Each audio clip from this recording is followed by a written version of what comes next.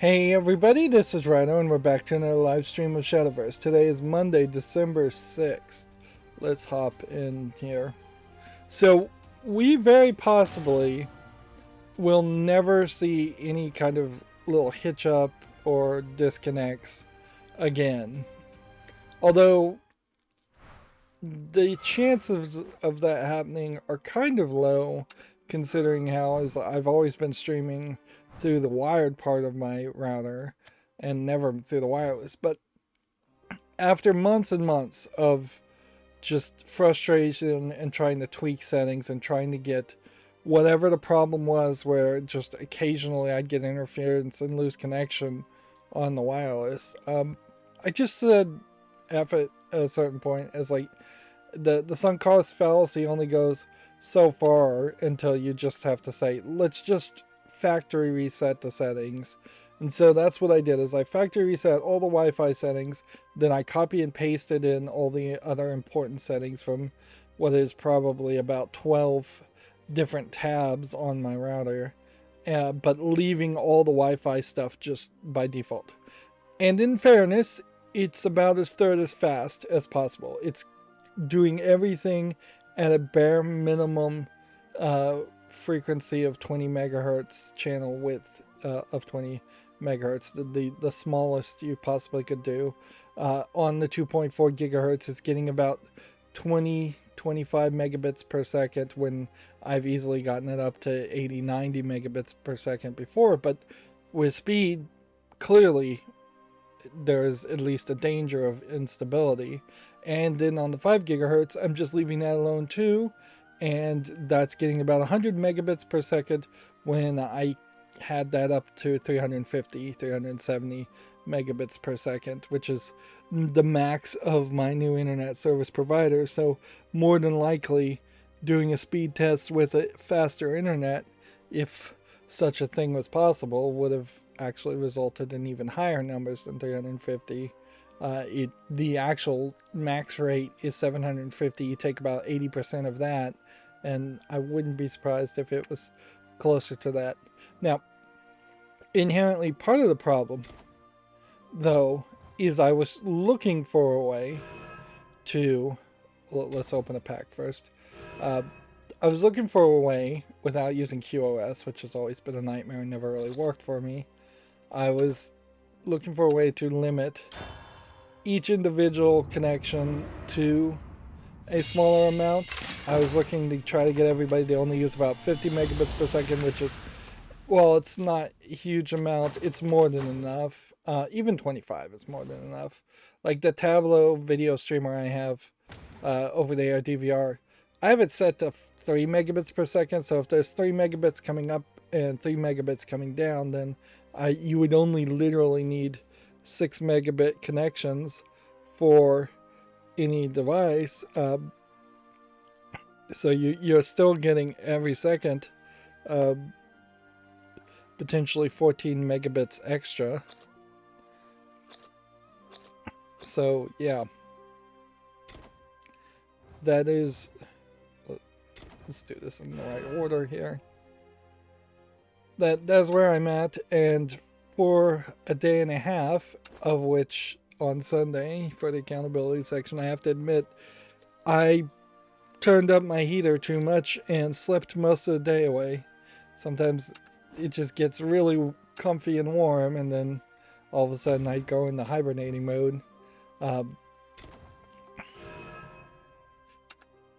So yeah, with the default settings so far, I have not had a single disconnect, and there were specifically points when I would take my phone in certain spots of my house, and you were fairly consistently always losing connection at those spots, and that's not happened yet.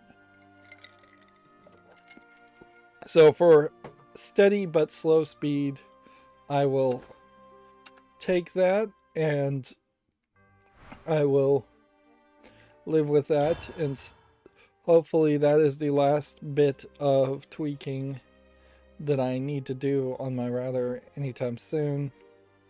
Like, I honestly think I probably could change the channel width up to 80 megahertz instead of 20 megahertz for the 5 gigahertz, which is actually the standard speed that it's supposed to be at. But I'm not willing to touch it. In fact, weirdly, setting it back to the default settings, for my router, there was always this third Wi-Fi router that didn't ever seem like it actually worked, and it seemed like it was just totally broken. But with the default settings, it actually does work. So I don't know what it's really doing, but by default it was turned on, so I just left it on. Which that certainly is interesting. Walter, Ranger of the Forest, at your service. Sorry, I'm chewing on ice right now. It was kind of a good weekend to not do anything because I was still trying to rest my eyes, which I think are getting better. But we'll see 4 hours into the stream or 3 hours into the stream if that stays the same. There are 2 devices I have identified that try to just be their own access points on whatever frequency I'm on. I thought for a brief second that somebody was literally trying to just do a de-authentication or an interference attack, but no, it's actually just 2 badly programmed devices that I own that when they're not connected to the internet, or even when they are connected to the internet, it seems like they try to be on the same frequency and act as an access point. Which is weird. I almost wonder if that is something that is built into like the AirPod Airstream standard, something like that, where that's how you can just like directly stream on things like that. What I should do is turn that off as a feature, since I don't even have any Apple devices to start with, and see if that fixes it. Check out my fancy footwork. Like, it is nice to have those features, but if the trade-off of having that feature is that it is just constantly acting as an access point and taking up precious bandwidth over the 2.4 gigahertz spectrum, because everything is set to the 20 megahertz small channels that theoretically are supposed to make cell phones and things like that use a little less battery, because the Wi-Fi radio would use a little less power. In practical application, I don't think there's really much of a noticeable difference on my Samsung S7, which is a fairly old device. So I'm sure that was probably true for at least a few of older devices, but has since stopped becoming true.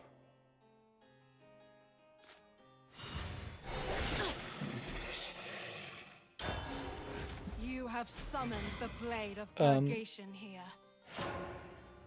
As for the actual work I did over the weekend, I was debugging my macro programming to schedule videos, and through the process I did schedule, but not 100% correctly schedule, not all of Batman Arkham City.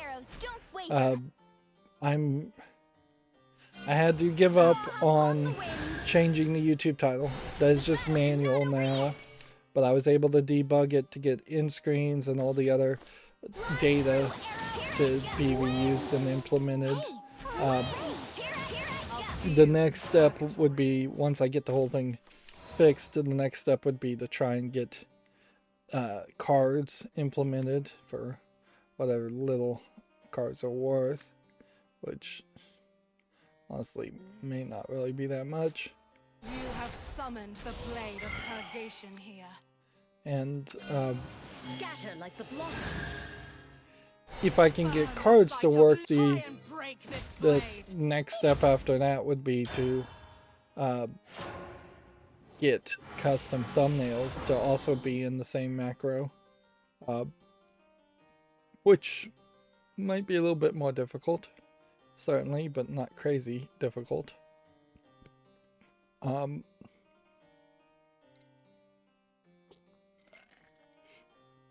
if I am going to get custom thumbnails uploaded, then I would have to work with the idea of going back to that other thought of a project that I had, using OBS and Image Magic to make custom thumbnails.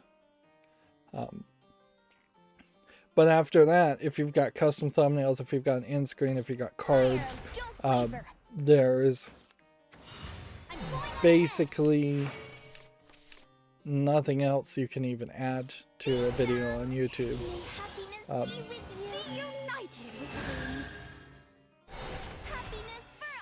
So, I'll see you in yeah, that is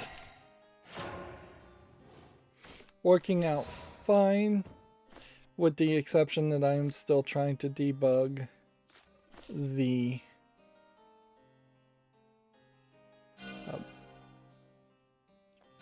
genuflect before darkness eternal. The truth lurks in the dark. No dirty tricks. yeah, I'm still trying to debug the date. Like, I figured out how to get the date to increment and get the date to schedule. Don't worry, But I've got this. the function to get the date to tell me whether it's Monday, Sunday, Tuesday, Wednesday, for some reason is not working. It's not returning a proper value through the JavaScript. And every suggestion says that this should be a simple 2 short sentences of code, but there's something I've typed that is just not working with it. It's not, either the input is wrong for it, or for some reason the command to return the output is wrong for it. That's really all it could be. But once I get the date to actually be right, then I need to make sure that my code is correct. Part of the thing that sucks here is that it's too complicated in Selenium UI Vision. I specifically choose UI Vision because I think it has a few more functions than other Selenium-based macro programs. But yeah, it's too complicated to do the JavaScript to try and test it like an array, which would be the real thing to do, is to have an array of zeros and ones, and the first zero would the first number would indicate Sunday. If it's a 0, then don't put a video on that day. If it's a 1, then do put a video on that day. That gives me the option of potentially changing whether videos just started airing only one day a week, or specific days a week. Like, 100% street and 0% fluff. but yeah. Processing it as an array is just too complicated. The way you have to jump out of one programming language that's very rough in Selenium down to JavaScript, which is a pretty rough programming language in itself, but it's much more mature than Selenium is.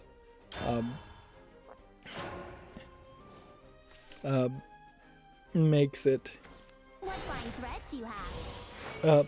makes it quite a complicated process. This'll be over So I'm trying to write the code to not use an array, which is what I would do by default, and I think is the better move by default. So our pact is full. I also saw a YouTube video. We're going to have a brief accountability section here today. There's really nothing else to say about it. I'm working on it, and at the very least, while I am debugging, I am getting videos somewhat accurately scheduled. So there is even a possibility I get all the videos scheduled before I'm done debugging things, and it then becomes a weird issue in which I might forget what I was even working on by the time I have more footage to upload, so I probably need to start playing some games again. Which I need to do that anyways. So our pact is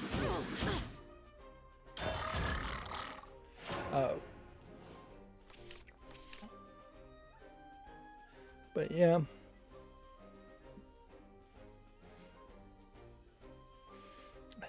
I was thinking of something else, but I think I've forgotten what the other thing I was thinking about was. Is merely the beginning.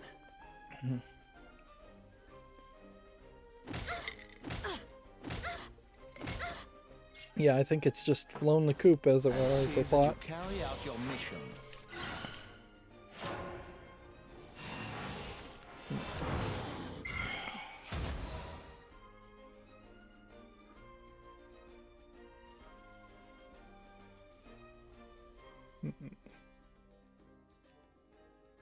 Yeah, we definitely don't have a lot of games or news for this Monday. It is still very much a slower time of year. Which I don't think that's gonna surprise too many people.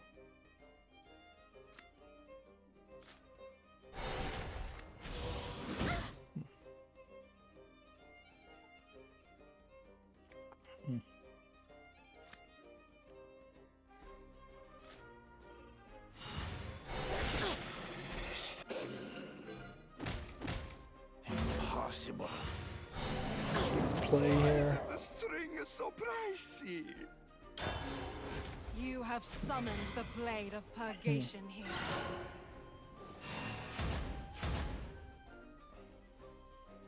I feel like I did do more over the weekend, but yeah, I'm having bouts of just watching Netflix. Like, there's this like Chocolate School Netflix series I watched and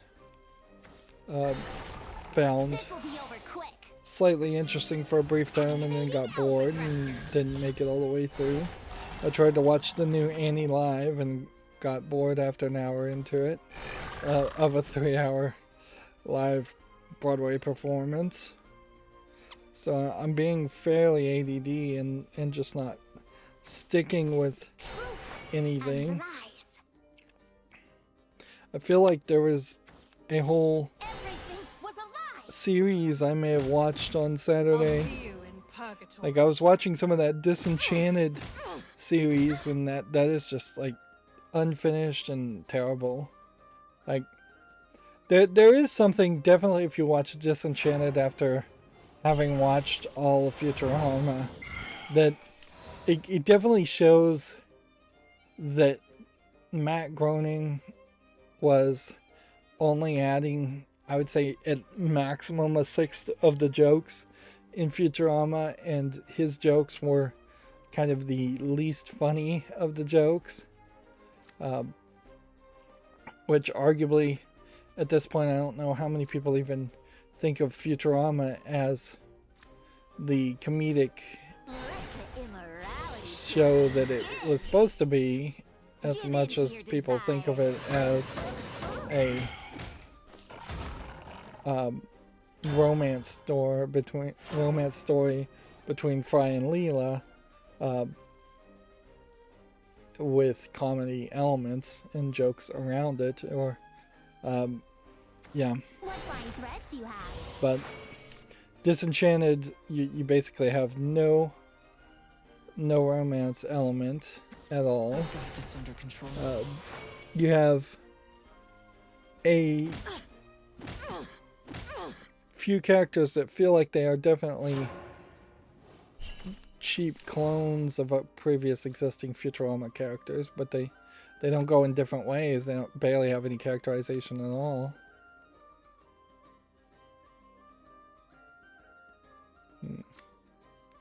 And it once again just doesn't end anywhere. So it's just really a terrible Show me the limits of your will. viewing experience.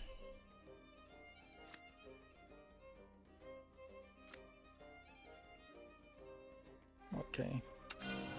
Scatter like the blossom. Lose yourself in this final dance. Well, I messed up there, I guess.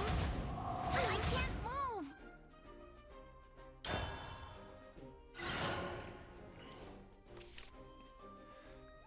But yeah, I kind of feel like there was a whole other show I watched on Netflix and have immediately forgotten about.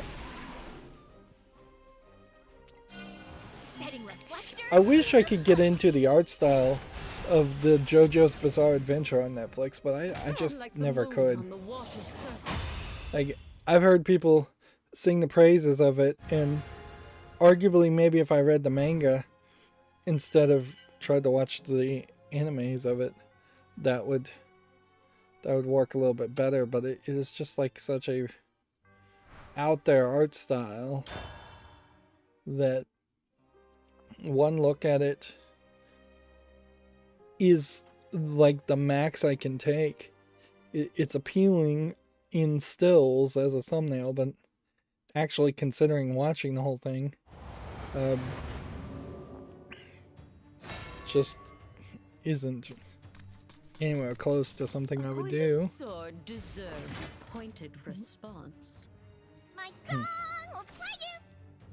So I guess my goal this week, unless my eyes start hurting, would be to get back into the habit of recording videos. And I guess that's about as much as I can say for the accountability section, as we're getting closer and closer to Christmas. I imagine I will have less and less that I actually accomplish. With the exception of the video game winter sale, I'm pretty much done with any shopping and didn't really even spend that much for Black Friday, Cyber Monday. Didn't really see a lot of good deals. If I had not bought anything during Amazon Prime Day, it would have been a very sparse year as far as purchases in general. A precious life deserves a precious. More jewels, more. Which could have been a good thing. But I imagine a lot of people are in that situation involuntarily, and So much for that they're not axe. happy about that, I'm sure.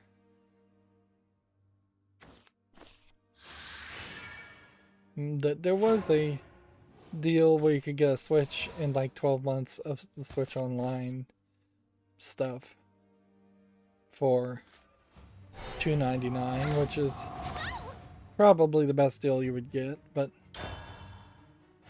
I still think, personally for me, a used scratched up Switch for $200 even may have a lot more value to me for as little as I'm actually going to play it. Like, the Switch is the first console since the Wii that I haven't bought, that I actually wanted to buy. Wii U was never of any interest.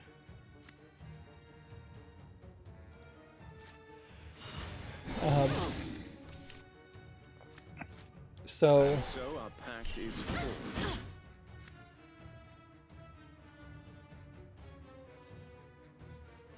I mean, Allow me to bestow a crimson guess kiss this would melt work. under my touch.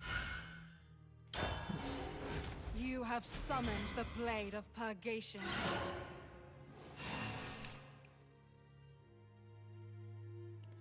yeah, I don't know how I'm gonna find free time to even play a Switch at this point, since What is not there? I've got side projects, some of which are useful, many of which are not. For the end is near. I can say the refurbed external hard drive that took me a month to get a replacement for, or over a month, it was like a month and a half.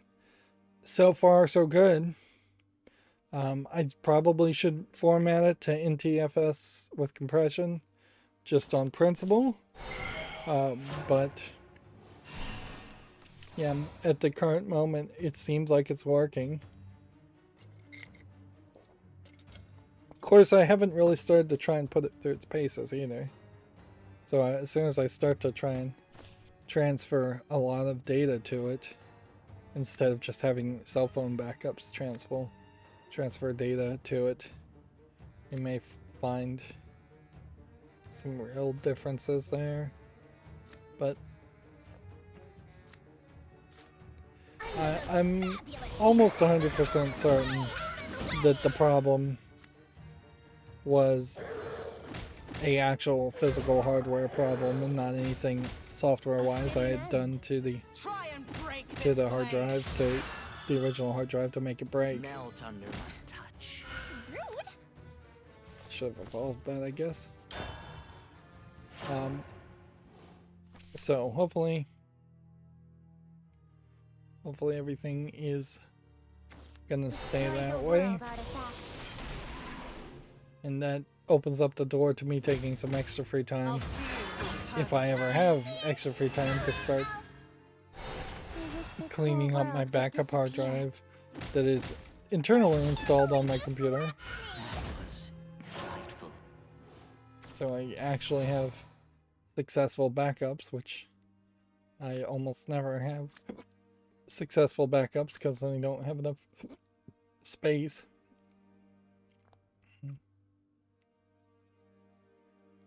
Okay.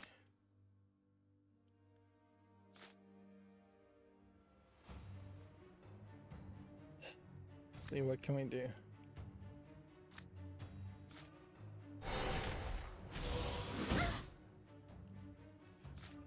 A precious life deserves a And precious so our death. pact is forged.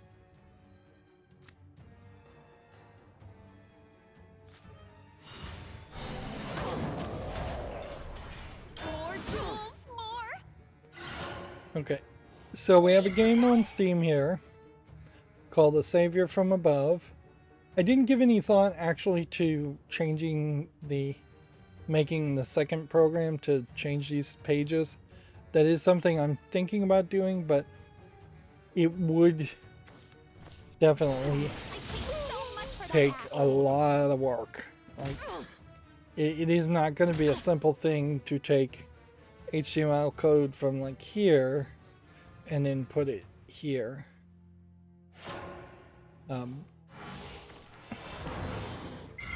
It's doable, but you're fundamentally doing a transmutation, to use magical speech, of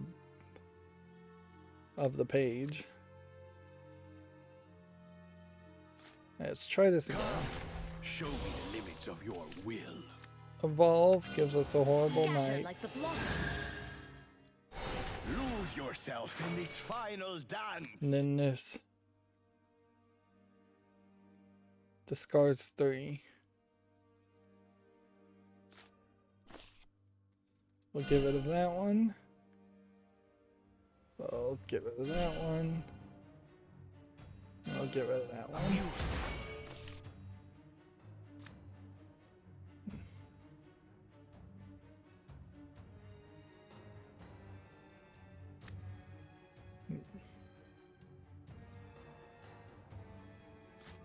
Do that one.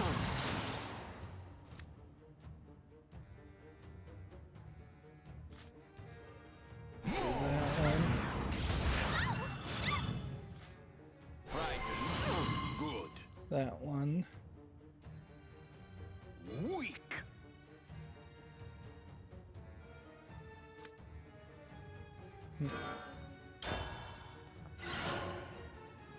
See if this works.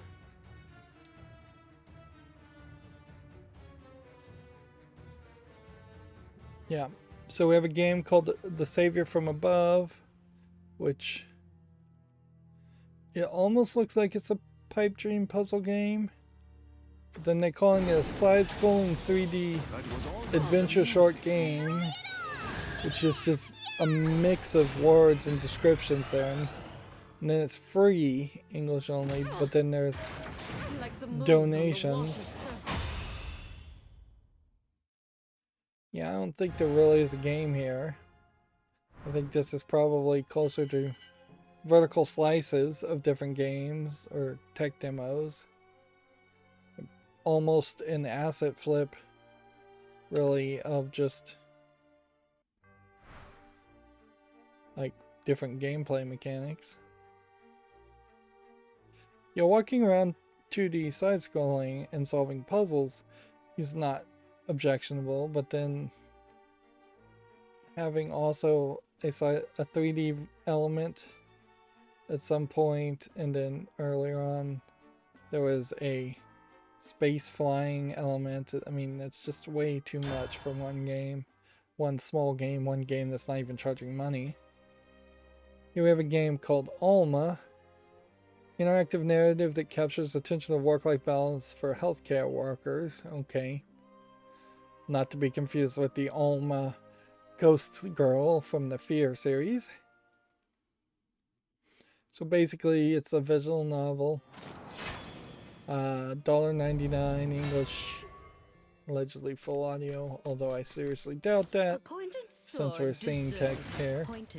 I'll give it a follow, but Even if I'm scrap, I feel like this is a great example of something that is started off from the perspective of let's be preachy, and honestly, and maybe this is just my personal experience, but I'll put it out there as my personal experience.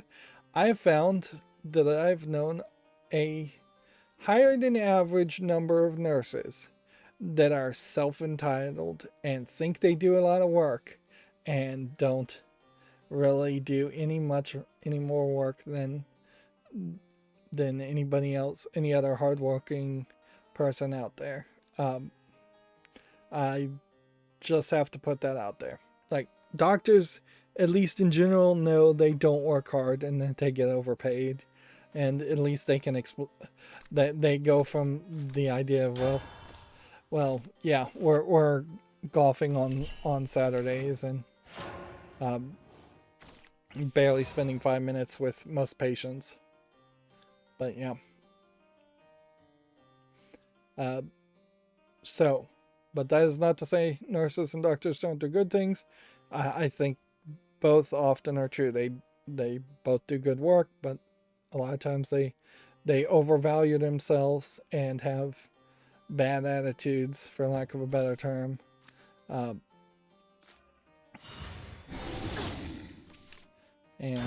yeah, it's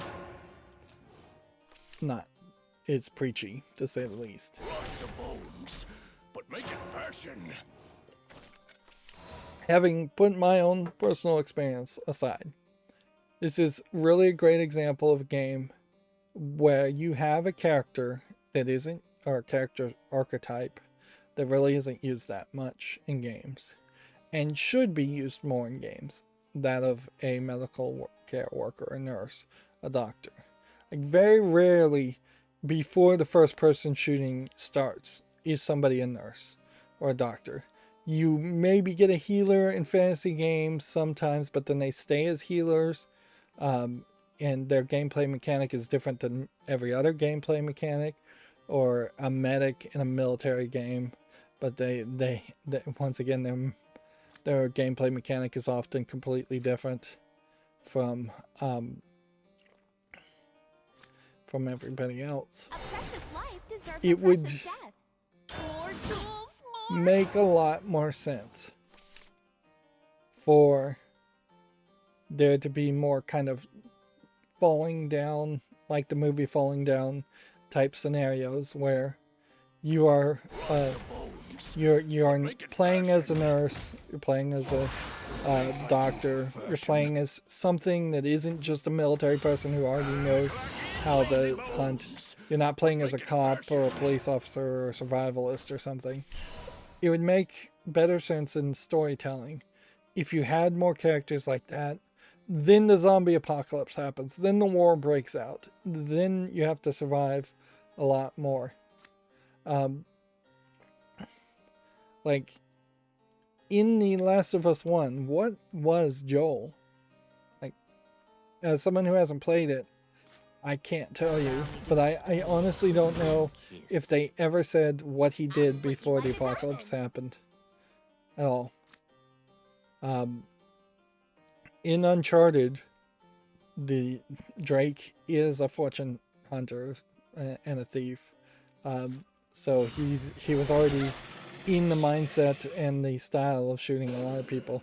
In the Tomb Raider series, Lara Croft is a Tomb Raider archaeologist hunter, always already in the mindset of shooting, running, and gunning, because in particularly the Tomb Raider universe, being an archaeologist is something that involves a lot of shooting. That was delightful.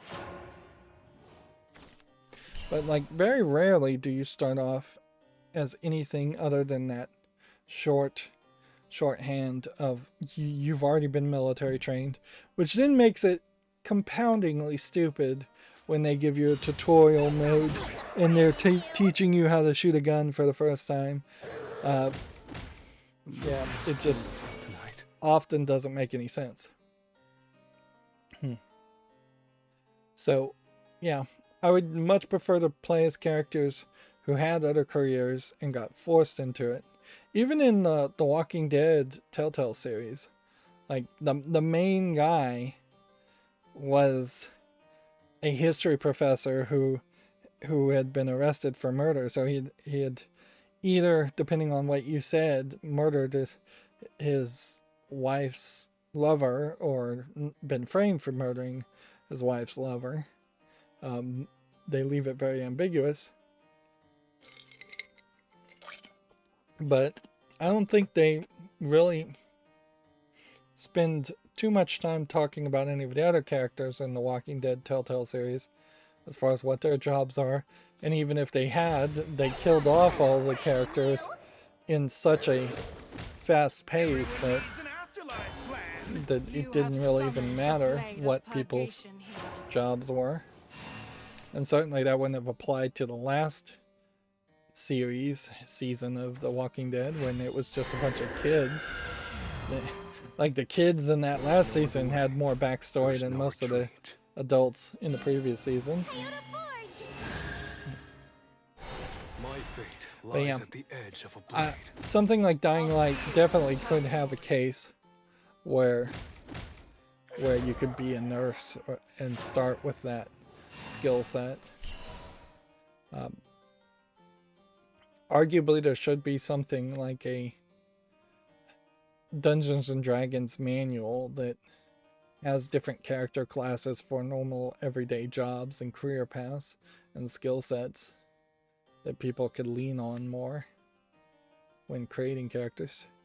Dead Island, at a certain level, gave some backstory to each of the different characters you could play as.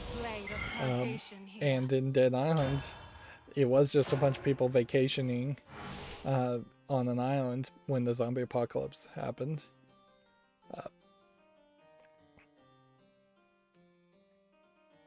But yeah, just making a visual novel. My main point here though is making a visual novel and talking and preaching about how somebody's job is so hard does not make a good interactive video game. It really doesn't. And in a lot of ways, I've said this many times, any game that simulates a real-world job tends to be pretty bad. Like, I don't want to simulate a real-world job too much. And I really wouldn't want to simulate a nurse's job, because nurses' jobs very often are not very visually appealing, to say the least. They're not safe for life, not safe for work type. Let's clean these oozing wounds and let's change these adult diaper stuff. Moving on, Video Games Chronicles says Grid Legends release date, gameplay, and new details have been revealed. It's coming in February of 2022. Do we have a specific date? February 25th. Okay. Activision will not be part of the Game Awards, Jeff Keighley says. Beyond its award nominations, the company will not feature due to ongoing harassment controversy. So in a lot of ways, this is probably not going far enough for a lot of people, I would expect that some people should say straight up Activision Blizzard should have not even been nominated for creating a game.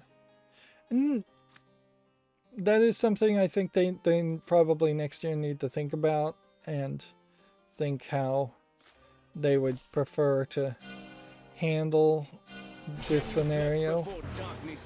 Because on one case, it's probably too late to say, as a criteria of being nominated, your company has to meet certain minimum worker standards, worker treatment standards, minimum moral standards, like a morals clause, basically, to win an award or be nominated. And that would probably eliminate a decent amount of the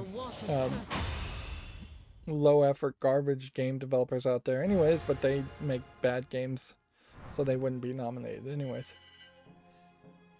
At a certain level though, if you also go down this route and you create a morals clause for the Game Awards, then you might very well end up excluding anything from EA, which is fine because EA is unlikely to win an award anyways, but then you might also exclude a lot from Ubisoft, depending on whether or not you believe Ubisoft. I mean, you could certainly make a minimum requirement so minimum that it says you must not be actively under investigation by the government, but even that would not be it. Generally, I think they probably wouldn't want to make a hard set rule and instead just say, well, next year we know no Activision Blizzard games will get nominations anyways. And so they can really just ignore this problem for this year. That would be my suspicion, is the best way to play it. Because they don't want to come off as being siding one side or the other. And I don't think the Game Awards feels like it could probably afford to lose Activision Blizzard forever.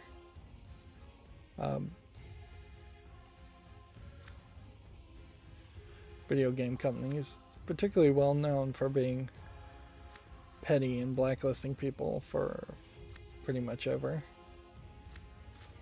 Check out my fancy footwork. Get ready to fly. No, the blueprints. Moving on, Video Games Chronicle says Hellblade 2 is likely to feature at the Game Awards, it's claimed. Suna's Saga was initially revealed in the 2019 at the 2019 show. This would be Suna's Saga Hellblade 2. And yeah, that's definitely not a journey I would really want to go on. And I think, really, if we were to think things really through, the one selling point about Hellblade was that it looked really good in 2019. I wouldn't be surprised if it actually doesn't look that good by the time it gets released completely.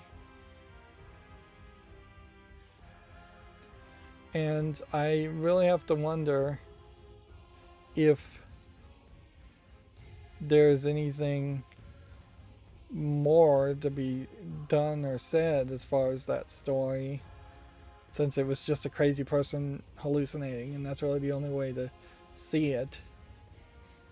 It's like, does this person just go deeper and deeper into insanity? Like, because this trailer implies that they're going to have her control an army of the dead and avenge her, her village that was pillaged by Vikings. But I would really have to question how much actual gameplay is there.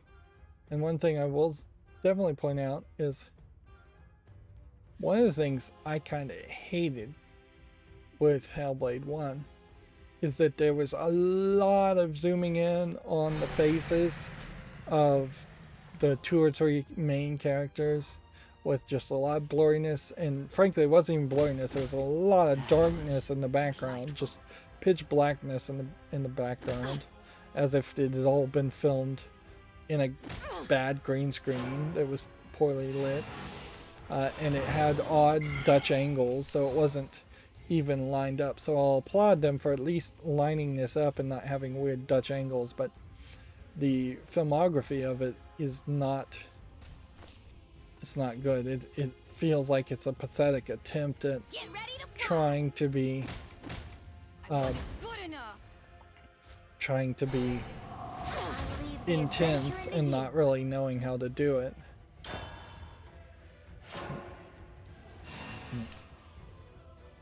Moving on, the LA Lakers are selling a custom Halo Xbox bundle and it's already being scalped.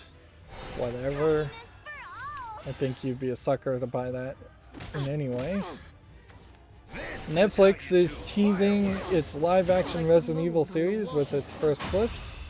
Now, arguably, how much is gonna be live action in a zombie show? Like, you look at this dog, and this, to me, looks like it is probably at least 65% CGI.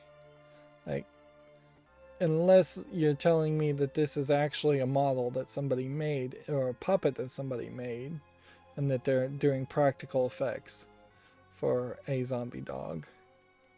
Which, yeah, I would question that heavily. Yeah. Just by the looks of the cuts, this looks like it is going to be sillier than it probably should and not take it very seriously. I did not like the Resident Evil animated series for the half an episode I watched. But yeah, this looks like there's going to be a lot more talking and a lot more interacting with people and a lot more just being chased by individual zombies instead of going with a higher action series like the previous Resident Evil series. And I guess that is something to applaud, that you would be ambitious to do something different and not just have another high action Resident Evil series redoing the previous live action Resident Evil series that was all action. I will also say this looks like they have tried a lot harder to stick to the main real story of the games instead of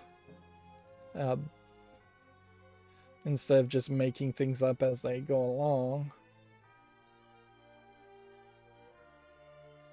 But yeah, the fact that the girl's hair looks so well done up, I think, is an indication that you're not really going to see them get dirty and bloody, and this is going to be a very ungory experience.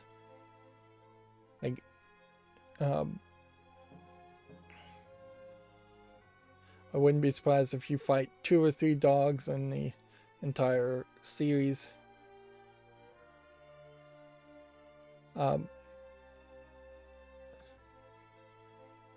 Yeah, I wouldn't be surprised if they end up telling most of the entire first 5 movies.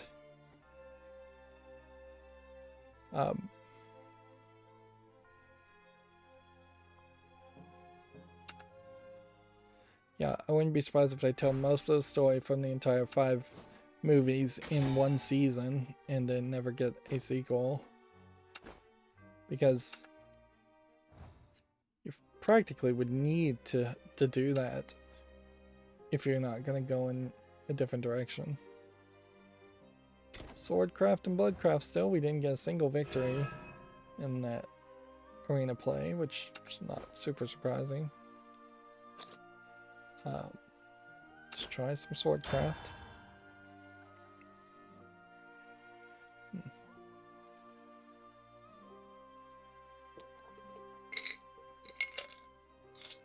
Apparently, Ubisoft's game The Division and Beyond and Good and Evil, as well as an Assassin's Creed series, are also in the works. It is, I think, probably something you would overlook.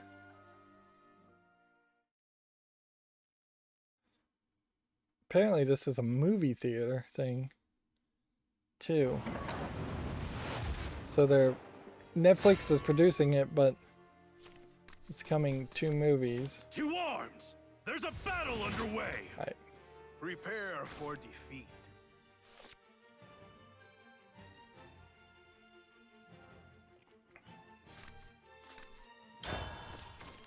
I think it's worth mentioning, though, that Sony, along with Screen Gems, a Sony company, are the first two names you see as far as production companies. So when Sony may be failing miserably to maintain its relationships with Japanese companies, Sony Interactive Entertainment, Sony PlayStation is failing miserably to maintain its relationships with Japanese companies.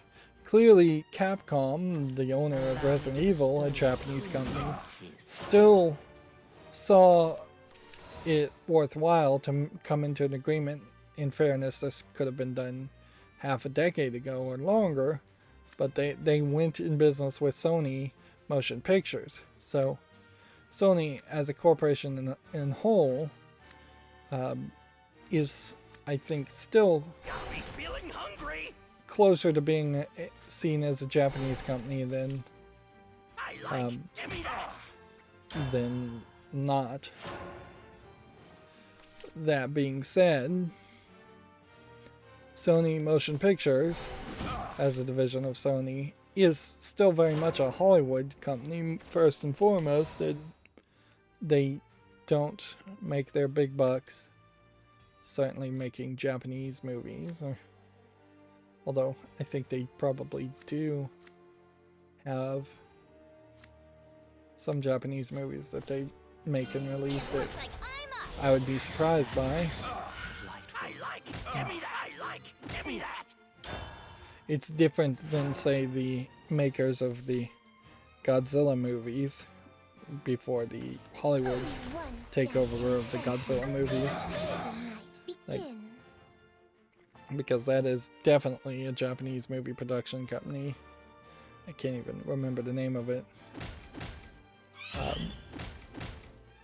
Want to call it Kawasa or something like that.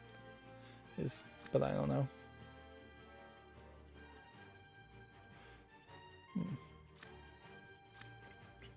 That being said, getting back to Japanese movie production companies, some of the CGI for Resident Evil, this live action Resident Evil, does look pretty bad.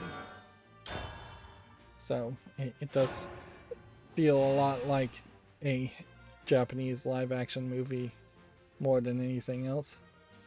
Unfortunately, it does seem to be the trend at the moment that when we have games or animes turned into live action shows, we are creating and filling in a gap of what once was only Japanese live action translations, where it was low budget and it looked awful and it was goofy, and people maybe could overlook that and enjoy it for being a goofy fun, but that seems to be becoming more and more the case. Whereas I would have preferred to see more Tomb Raider style Hollywood movies where there's a lot of budget put into it and a lot of effort put into it, and maybe those still don't make any money. I don't know if any movies make money anymore, but I don't want to see Hollywood going down the route of being low budget, particularly on projects that, let's be frank, very little people care about.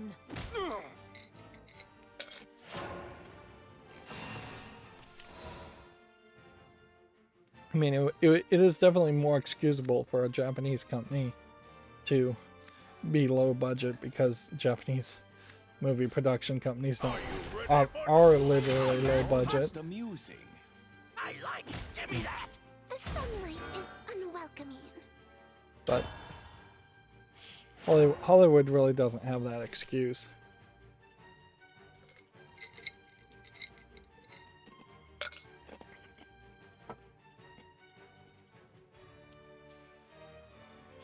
And certainly on a larger level, there's an argument that I don't think gamers should or really in our heart of hearts do want more video game based movies, because it really is just Hollywood grasping at straws, Hollywood on its last legs before it just falls apart and goes out of business.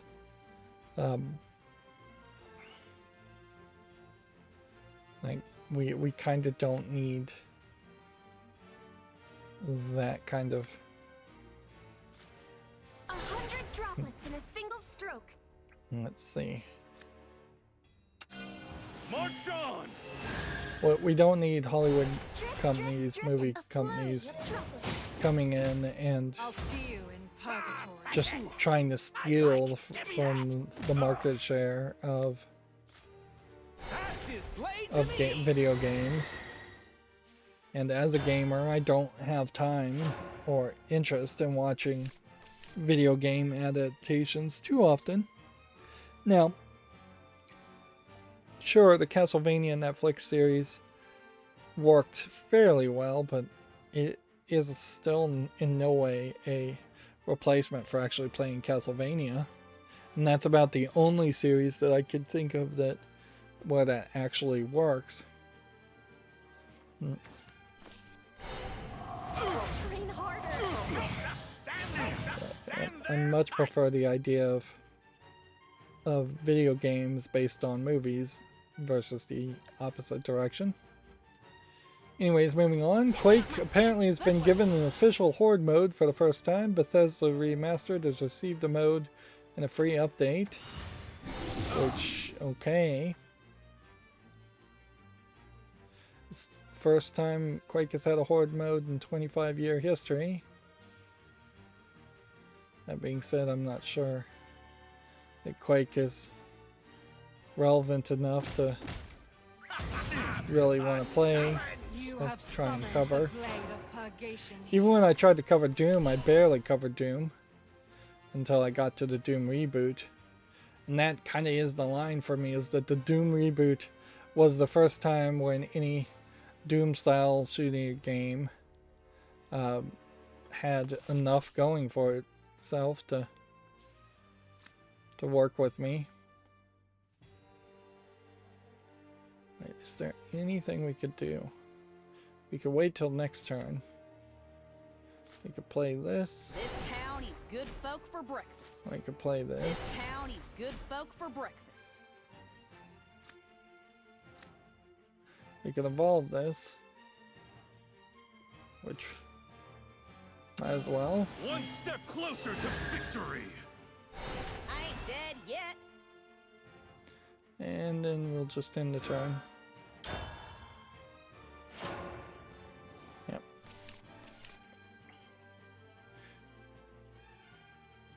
Let's see. The cloud native MMO is no longer just an Xbox exclusive, according to journalists.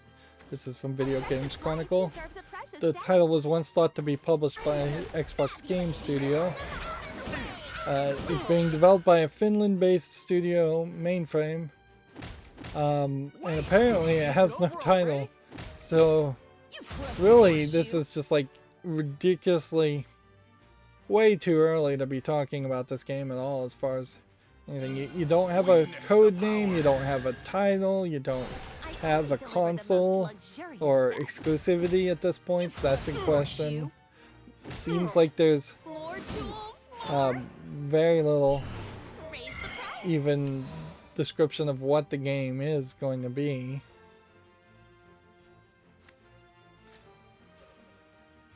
This is where I truly shine. I'll see you in purgatory. Well, I could have won if he hadn't healed. Coulda, woulda, shoulda. Let's see. Video Games Chronicle says Phil Spencer thinks modern day Xbox could have kept Bungie. Which, at this point, that probably would have been a good thing, because from what I'm seeing on Reddit, a lot of people are upset with the way Halo Infinite's monetization and release in general have just been going down. So much so that at a certain point, the Halo Infinite Reddit was just straight up locked due to all the negativity, I guess, which is not probably a legitimate reason to lock a forum. And it once again highlights that there needs to be better moderation or no moderation on Reddit forums. But yeah, I'm not hearing a lot of people sing the praises of Halo Infinite. I've seen a couple of like reviews from Video Games Chronicles that say this, they like it, but I wonder if they're having a very different experience than the average player because they're not really playing online or really playing that much. It definitely feels like Halo Infinite would have been just an absolute disaster had it been released on its original release date, and even now it seems like it's pretty much a disaster.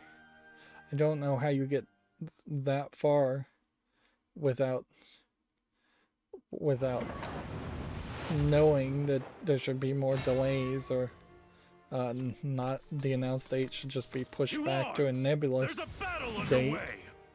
Silence. There seems like Dead there's have no need of words. a real management problem here in Halo Infinite's scheduling and release, because like you can't blame the fact that people don't have time to get it done right on anything other than the manager. Because if the people didn't have the skill to get it done right, then that's still the manager's fault, because he's hired and kept those low-level programmers in employment. One of the things I saw a video about is, and I've mentioned this a few times, is I was trained in programming to do functional programming before the idea of classes and object-oriented programming were really a thing. Which probably in part also just highlights that what I was trained in programming was old information, even when it was being taught, and it was probably not the industry standard. It does. I saw a YouTube video that makes a claim, and I'll kind of assume that it is somewhat true. It does seem like the industry has finally realized that object-oriented programming is not really that useful and not a good system. Apparently there are other ways of programming, procedural programming and logical programming. I'd have to look into them to even know what that specifically meant. But yeah, there's object-oriented programming is fascinating in how it's trying to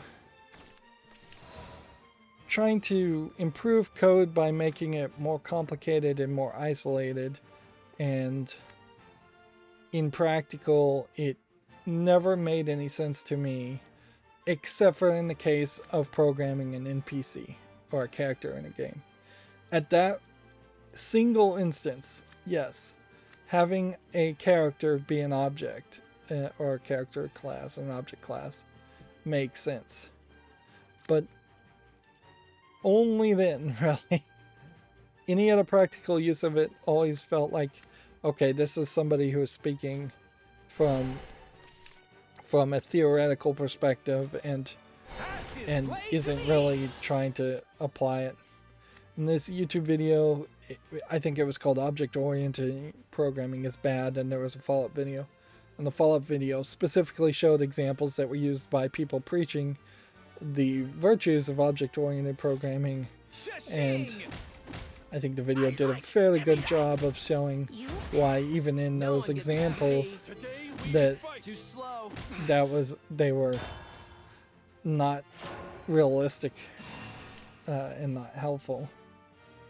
That isn't to say that I think functional programming is the best. I think classes sometimes do have uses, but very rarely. And the general idea of everything should be an object or everything should be a class Is it over already? is ridiculous. In the same way that thinking everything should be a function is ridiculous. And I definitely was taught that everything should be a function, at least to a small extent, and I pushed back on that when I was taught programming also. Is that if you're going to do something more than once, yes, it should be a function, but if you're or if you have a large amount of code that makes sense, that you would never look at this code as far as the whole of the code, then it almost makes sense to make a function then too.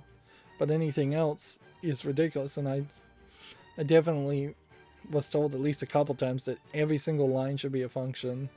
I wish they had influenced me more or pushed more towards documentation more than programming styles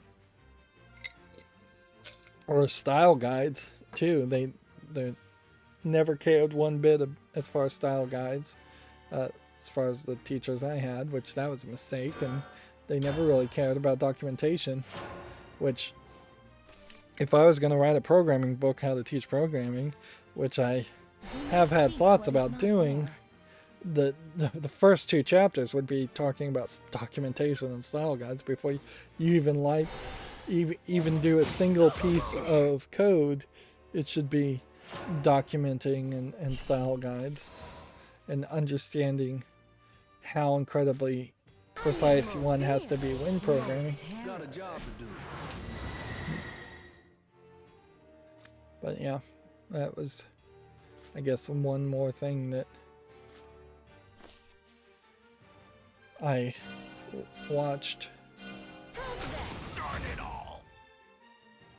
Die, cretin. A fitting end. My loyalty is ironclad. Back to video game news. Crash Bandicoot's Toys for Bobs could be hiring for a non-Call of Duty project.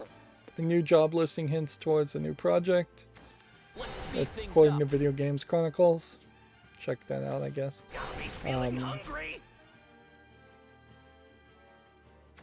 All I need's an Call of opening Duty in your Warzone, toast. just terrible game as far as But the time for the reviews games on is over. Steam imply. Like, nobody's happy with it Critter worth at all. Damn. And I wouldn't be surprised if we're seeing potential job listings for jobs that won't ever see the light of day because they're going to end up firing everybody and shutting down the place first.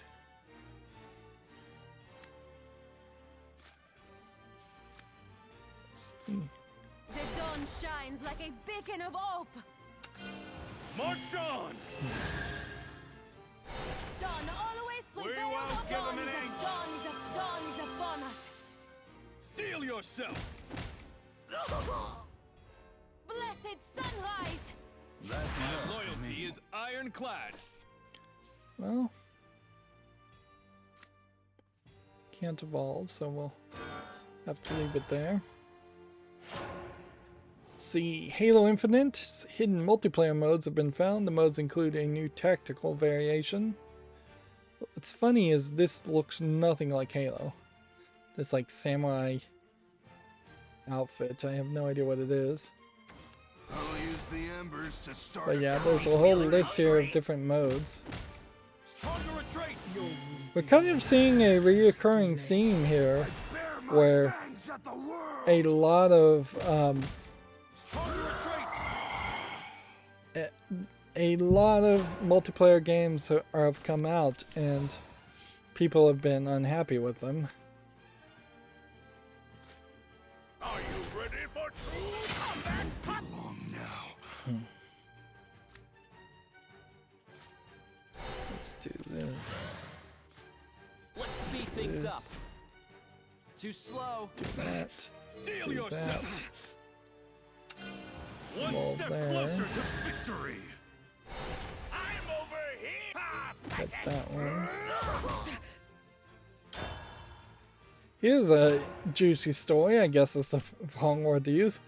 Video Games Chronicle says a PlayStation exec has been fired following pedophile allegations. A PlayStation Network senior vice president was filmed in an amateur pedophilia sting. Okay, caught on film. So that sounds like that is pretty rock solid.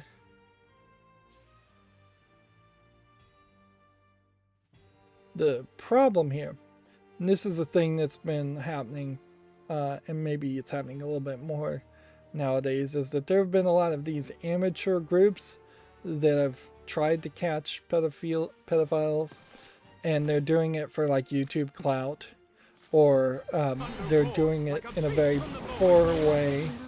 Even the To Catch a Predator series on TV actually has a, from what I hear, pretty low conviction rate because of the way it was just it was implemented. Like, you're spoiling the evidence in a lot of ways. You're coming in to a court case with dirty hands in a lot of cases, in a lot of instances.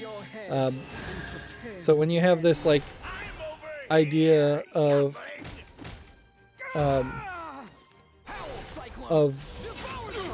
these amateur groups effectively trying to entrap people and effectively being easily dismissed or broken down in court, there is So close. there's just like questionable problems there. And General, we destroyed them.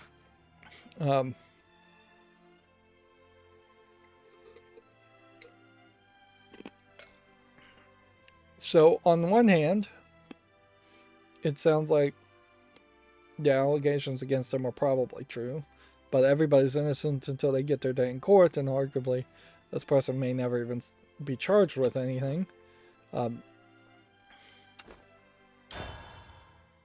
But on the other hand, I wouldn't be surprised if this was actually an amateur pedophilia sting group that actually had a grind to an axe to grind against this person in particular, or didn't even care, and so they've just altered or falsified evidence. And so you have to just kind of leave everything as alleged. Unfortunately,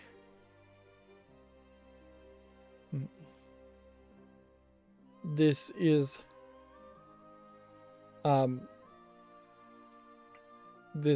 not something PlayStation wants anything to do with, so they just are going to fire the person. And while that does hurt the person, the vice president, the senior vice president, you'd think a senior vice president of the PlayStation Network or anything would have a little bit more sway and not just be immediately terminated, but whatever. While that hurts him financially, it actually, because it hurts him financially, opens him up to a civil lawsuit to prove damages now, if you can get past the anti-slap laws through many states, which is seemingly very difficult to get past. Speed things up. Too slow.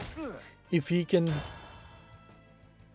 win a civil case saying these people, this amateur YouTube group slandered him, lied about him in any way, if it isn't even 100% factual and truthful, then he can prove damages of his entire salary, I imagine, for many years and sue this group. But what's the good in getting a judgment against a bunch of YouTubers who probably have less than $1,000 to their name, or less than a few thousands of dollars?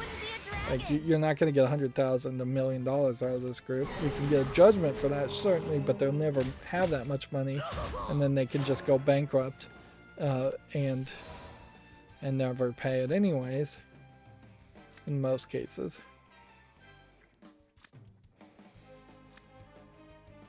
And that really is your only recourse.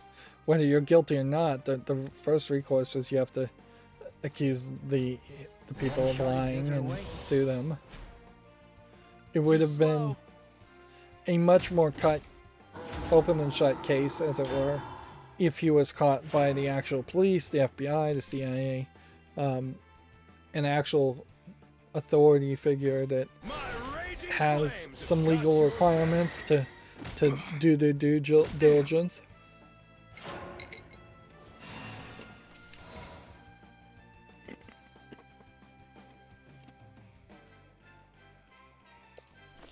And one of the things that this exec can claim, certainly, is that he can claim with a reasonable, he can create a reasonable doubt, certainly in a lot of cases, as far as any criminal case or even in a civil case, that he even though this does seem to be like they had a decoy posing as a 15-year-old boy on Grindr. Well, the problem with that is Grindr does not allow 15-year-olds, and it is known that in their terms of agreement that that you are asserting you're over the age of consent. So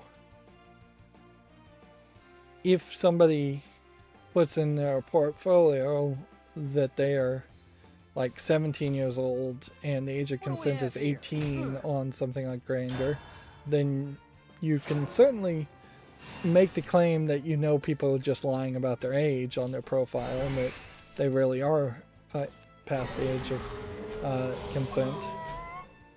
So the fact that they used an app in particular, and such a generic app like Grindr, runs afoul of this sticking. If this was really an effort to put somebody behind bars or protect people, it doesn't really smell like, when these amateur groups do it, it doesn't really smell like they're trying to do anything to benefit society or protect real children anywhere out there. It definitely feels like they are just trying to get YouTube karma points, and inevitably it becomes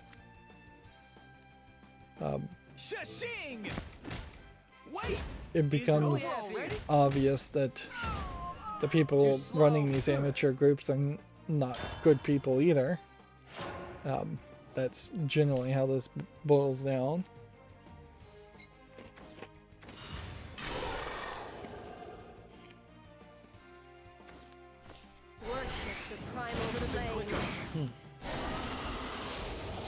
I would assume that the FBI is not really trying to or looking for real offenders on sites like Grindr. I would assume that the real pedophile offenders that the FBI is going after are using servers in countries that are far outside of the United States, not Grindr, which I think is probably based out of California if I was to just assume. I would assume that the real offenders are using a lot better obfuscation technologies and things like that.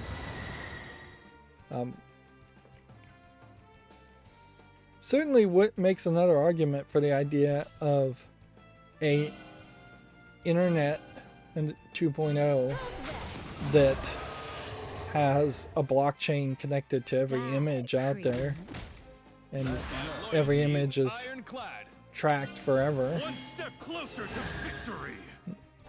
Harder armor. Steel yourself. And could be potentially scrubbed from the internet permanently. Loyalty is ironclad.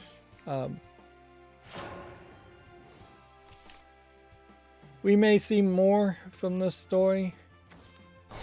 We may not. My armor's been Enemy or pierced. no, you did good. Like even at the bottom of this story,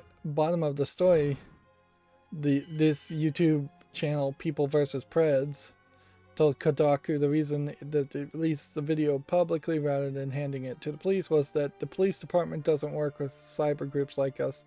That's when the internet takes over.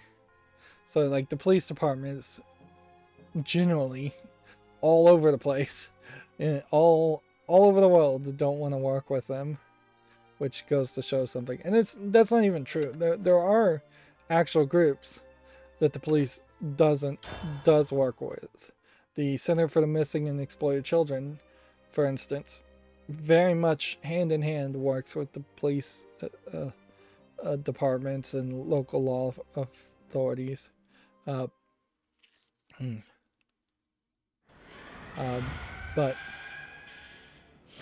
in fact, I think it's the Center for Exploited Missing Children that makes the database of hashes of underage images that websites often scan for and search for. And seemingly even Grindr didn't step in and get involved in any way, which, yeah. You'd think Grindr, being a very prominent kind of upfront service, would probably work fairly hard to get rid of adult inappropriate content, illegal content. Speed things up. Too slow. Moving on to what is more video game news, and that barely is video game news. Final Fantasy XIV Endwalker's director apologized for login issues and offers 7 free days. Which, okay, that sounds nice. The DNF Duel Striker play video is now available. I don't have any of the blockers enabled at the moment. This DNF Duel does seem like it is going down the route of a lot of the fighter games where it is Let's speed things up. Too slow. very focused on putting out a trailer for every single character that they're going to release. And the thing that kind of sucks about something like DNF Duel is there is a Should have been quicker. Should have been quicker. lot of relevancy as far as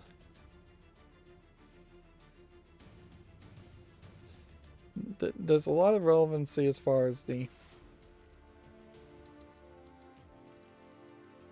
idea of playing Final Fantasy. I mean, not Final Fantasy, Street Fighter. Whereas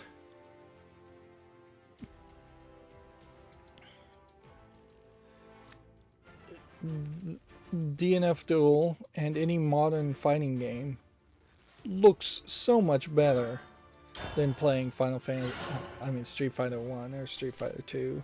Street Fighter 1 in particular, it would be really hard to cover and play. And then you run into the problem of the Street Fighter series effectively having about 10 games, but only 5 of them move the chronological story forward, and even at that, I think the fans really wanted everybody to stay the same as they were in Street Fighter 2.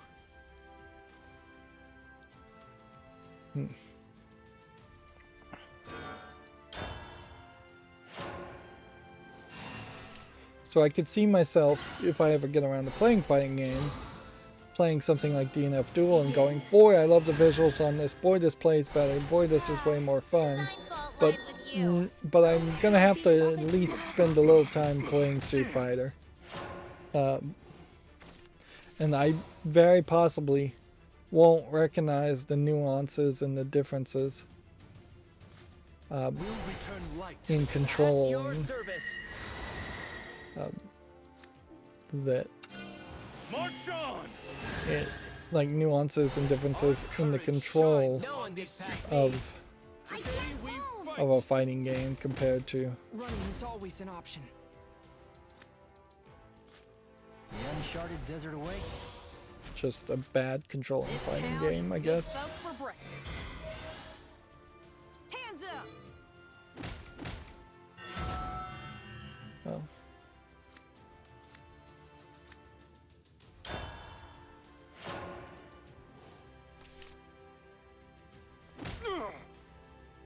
Enemy or no, you did good.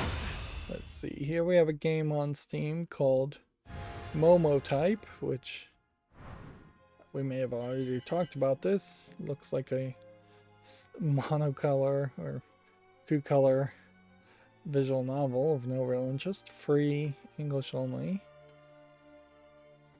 Here we have a game called Break Free, which probably is an asset flip first-person shooter from the looks of it. Yeah, I would say it is. Free to play, single player, English only. Yeah, definitely trying to sell on the sex more than anything. That gimmick, I don't think has ever actually worked. The Conan Exiles was like the first like AA game to actually try to play on that gimmick of just having a character creator and having a character in their underwear and selling a game in part by that reason. Although Conan Exiles eventually added so much content to it that they really stopped selling it that way. Cyberpunk 2077 also tried to sell itself that way in some elements, and that didn't work either. So I don't think we'll see too many people try that again. It's just a bad sales point in general. Like, I think you're pretty much always going to be at odds with your desire. Like, are you that specific in your fetish that you need need to make a character that is 5'3" with blue eyes and blonde hair and a specific hue of tan skin and a 36, 24, 22 sizes? Like, are you really that specific in your fetish that you need that to get you interested in a character? I don't think so. And really, you're going to spend like 2 hours on the custom creator character creation. And that's the old joke, is that there obviously are some people out there that have some kind of defect in their brain, for lack of a better term, that does have them spend hours creating their character that they then never really even see in the game, or they see the back of them, or they get covered up in armor and such. But I think much like object-oriented programming, I think custom characters are something that game developers thought was a good idea and got all on board with and over-promoted it when the vast majority of gamers really didn't care. that much, and I still don't care. Like, in general, I want somebody that's that looks either interesting as a character and storyline as a character makes sense. I don't need a male Lara Croft, for instance, because Lara Croft is a character, and I'm fine as playing as her. In fact, I think even in his separate game, Nathan Drake still is kind of a pathetic clone of Lara Croft, having not played Uncharted. Maybe if I actually played Uncharted, at some point I'll change my opinion there. But if it is just kind of a generic character, if it's just Steve from Minecraft, for instance, then the Alexa and Steve, I think that's her name, or Alex and Steve, work fairly well to have a male and female version. Arguably in Minecraft there needs to be a lot more base default skins, even though you can make your own custom skins.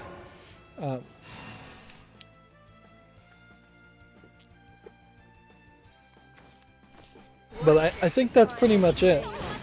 I'd much prefer an artist to make one good-looking masculine character, one good-looking feminine character, and call it a day. And I would be perfectly fine if the feminine character is actually a male, and the masculine character is actually a biological female, or if they're both asexual or androgynous or hermaphrodites or whatever. Like, it doesn't matter. I just think an outward muscly appearance, traditional masculine appearance, is what most people want to see on top of a traditional feminine appearance. It's what most people want to see.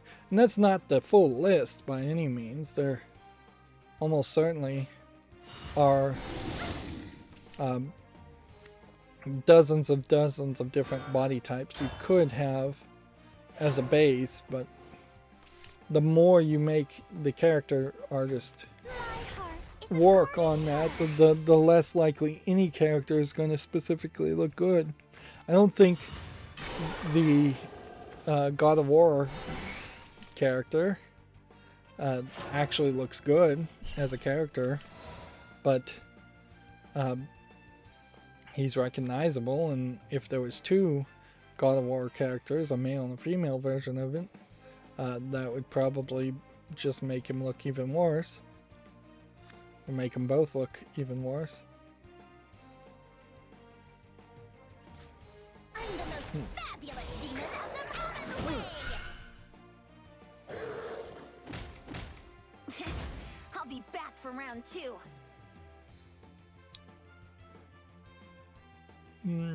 Should I involve this?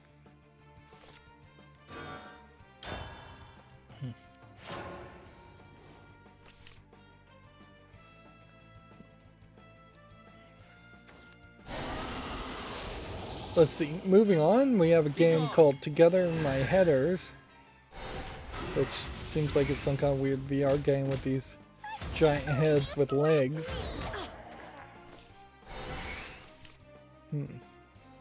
Puzzle game. It says early access requires VR, $14.99. I'm gonna say no to that. We have a game called Tiny Tank, which looks like nothing.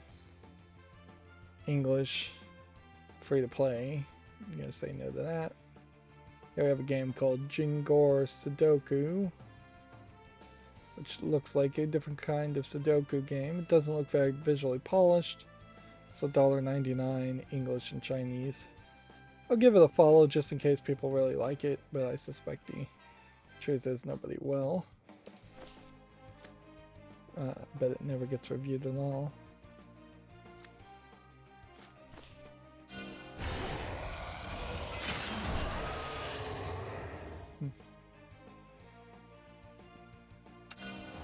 Scatter like the blossom.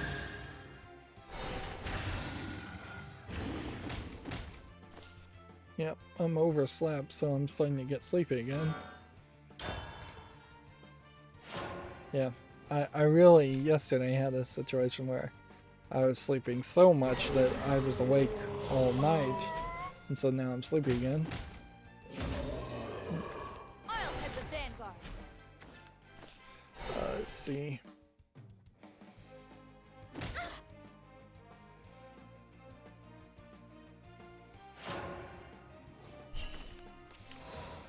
Here we have a game on Steam called Aurora the Bunny, which I guess that's Oro the Bunny,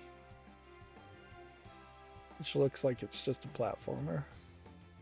$1.19 English only, nothing there of interest. YouTube advertiser put out this thing about gaming in particular. YouTube has 2 billion plus viewers in 100 plus countries. I don't know if there's really anything there. 5 things to know about YouTube's 2021 top 10 lists. Which, do you need a top 5 list?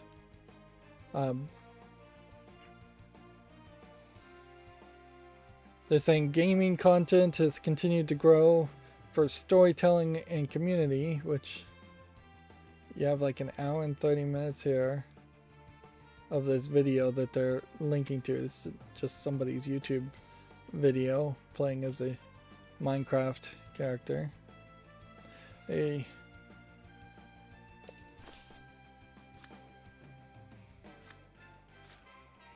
world I love, I'll become a beast. A flash of metal, a silent night. There is no love amongst these beasts. Didn't play fast enough. Talking about like Minecraft. Live streams gave audiences a chance to connect with creators and each other during cultural moments. Or your tears. I don't know what those cultural moments would have been. There's nothing to fear. NASA Perseverance rover landing on It won't Mars. be long now. So they're talking about events in general that I guess live streamers talked about. Like the moon. But I don't think that even has anything to do actually with gaming.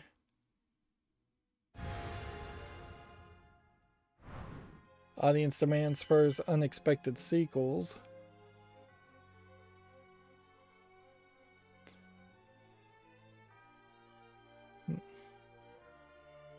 Podcasts broke through in a new way. Yeah, I think a lot of that is just generic. We made a top 10 list because it's the end of the year and we had nothing better to do. What's with this page? It stopped scrolling too.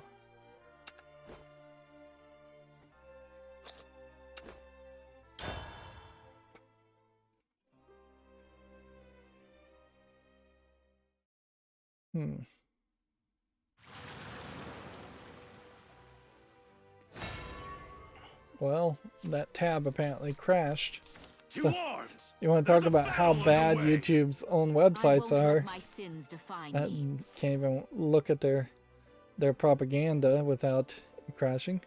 New Gran Turismo 7 PS5 gameplay video shows off a deep forest raceway. If that interests you, this is from Video Games Chronicles. And then there was this: gamers uploaded more than 250 million videos and dominating trending and top creator lists. Interesting. So that more may highlight that gamers are by default becoming the focused content creators. Hopefully that means YouTube will start treating video game creators better. This list is pretty much just recontextualizing what the other page said, though. It's not saying anything more. It would be nice if YouTube treated its my prayers fall upon them. content creators a lot better. But they don't, and I don't really expect them to. General, we destroyed them! On top of that, as a video game content creator myself, I don't know if I believe that just because more people are making more gaming content, that's actually a good thing for me. If anything, it may very well be a bad thing for me because it's just more competition. It all heavily depends on the factors that they're not talking about. If the number of viewers, if the number of watch time has gone down or stayed the same this year, particularly in the middle of a pandemic, that is terrible for me as a content creator, because that means the slice of the pie as far as the audience share is smaller and being split up between more content creators. I want more eyes to see my content. I don't want more competition unless it brings more eyes. And generally I want the content to be good, and more does not mean good by any means. And my content may very well not fall into the category of good either. I went over to the competitor to YouTube, Odyssey, which is, I think, supposed to be a blockchain-based, like, video service. And yeah, I have like 20 followers on it, and I set it up because it was automated and it's kind of a good place to have a backup, but yeah, it is not gaining any audience at the moment. And I heavily suspect if there was a point where the viewers on YouTube decided to leave en masse and stop watching YouTube, which is a tough thing for people to choose to do, I bet they would go for a new service, not Odyssey. A completely new service that yeah, may succeed, may fail.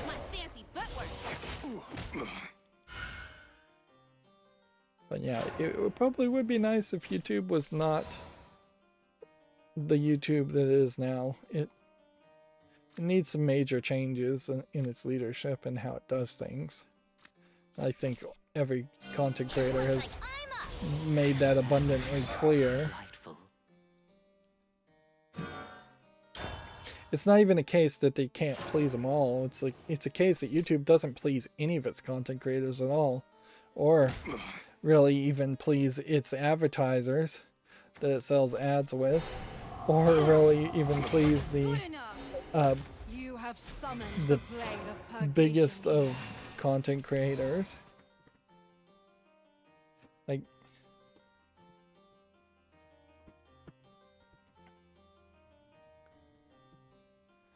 but yeah, it is also very tiresome to whine and moan about YouTube. So I try not to do too much of that. The uncharted desert awaits.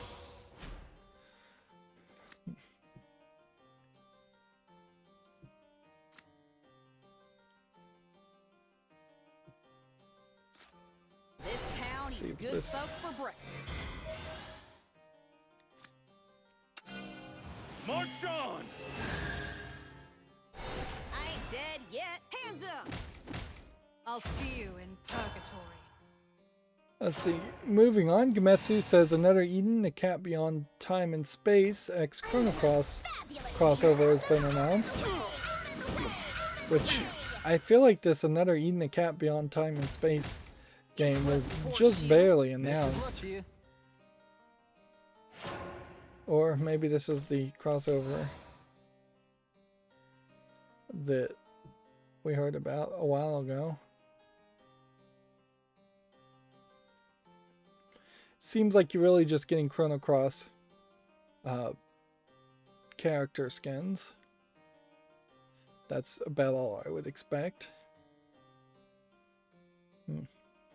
That being said, the way these Chrono Cross skins are being animated and shown is kind of a great way for them to experiment on what a Chrono Cross remake might look like and how it would be animated. With these little chibi characters, arguably that would be kind of disappointing. I definitely do have this feeling from a Westerner who doesn't particularly care too much about Japanese RPGs. I definitely have a feeling that I would prefer them to remake every JRPG and remaster it a second time so that it is full 3D models and not these chibi characters, and that they're targeting PC console level and quality, not just something that would play on a cell phone or play on a Switch.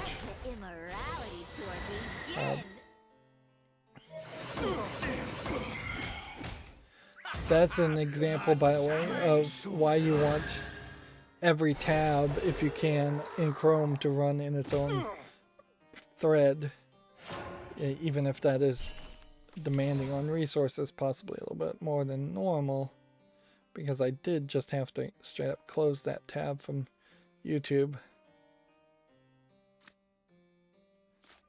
Are you ready for true combat?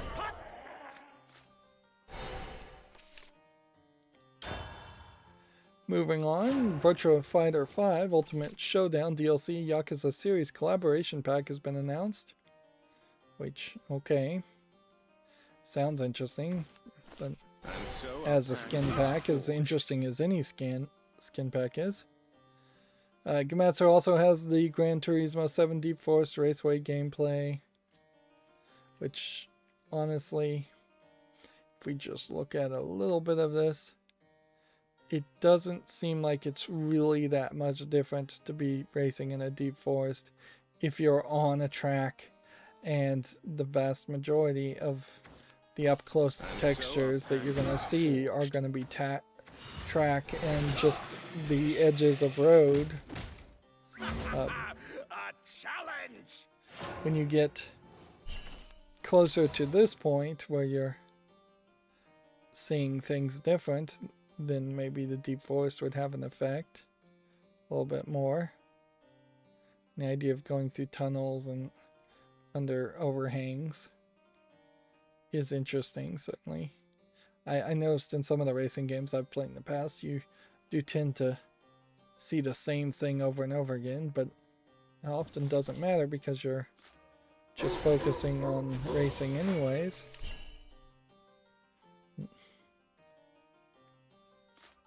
Let's speed things up. Too slow. See, Gamatsu also has Gran Turismo 7 Porsche Vision Gran Turismo's trailer, if you want to check that out. Skullgirls 2 Encore DLC character Black Dahlia has been announced. Umbrella launches in early 2022, which I don't know.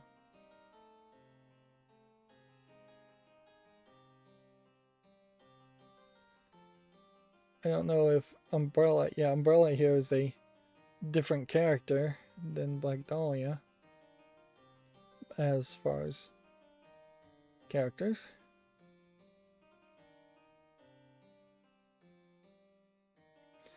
Yeah, the list of fighting games is going to be weird, certainly, that you're going to have to cover at least one of the Skullgirls game, if to say nothing more than the Skullgirls game is fairly weird, and yet somehow manages to do something interesting.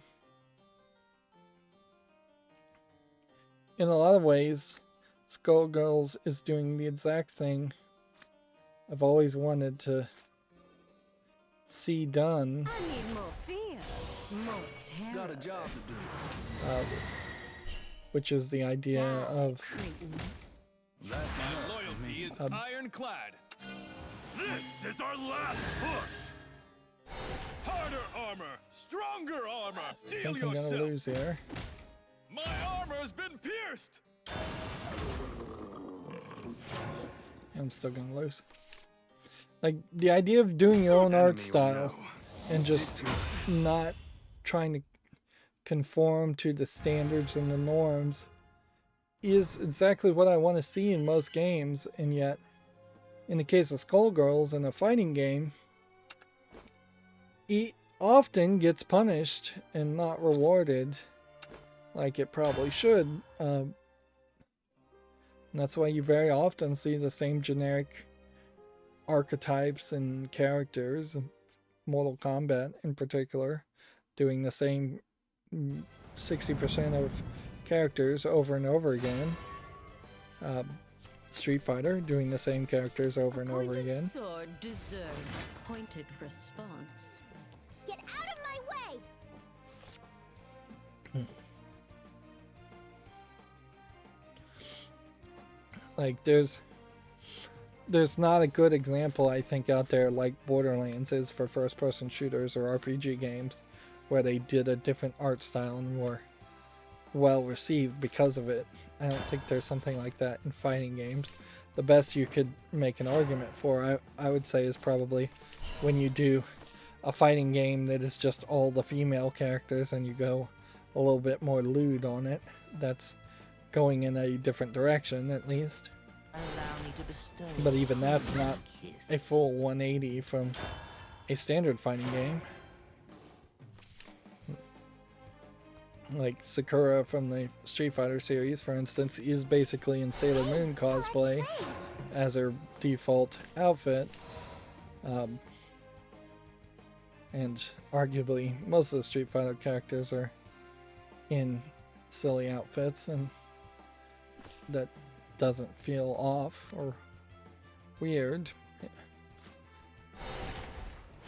Melt under my touch. Soul Calibur is another example of like Ivy basically in a kind of lewd outfit a lot of times, and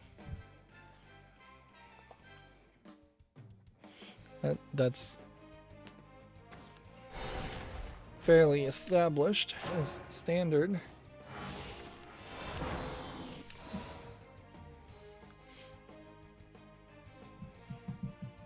I am adjusting my chair a lot today, so I'm probably feeling a little bit of discomfort. I can certainly say, yeah, I'm feeling some discomfort in my back still. And who knows if that ever heals. Allow me to bestow Tends to be a case that it doesn't ever heal. melt under my touch. And so our pact is forged. Moving on, we have a game on Steam called Parametric Creature Lab, which looks like nothing. Some kind of pattern generator, life simulator, I guess. A sandbox physics game of some sort. It does look a lot better than, what was that game, Agri.io. That being said, I don't know if there's really a game here. If anything, this looks like a software that is just trying to be sold as a game from some low-effort Chinese company. $3.19, English and Chinese. Here we have a game called Equinox, which just looks like a platformer with maybe a gimmick of some characters being constellations. But I don't know if that really matters. Yeah, it probably doesn't. It's free, English only. So I guess the price is right at the very least. And so our pact is forged. Allow me to bestow a crimson kiss. Melt under my touch. Melt under my touch. Melt under my touch.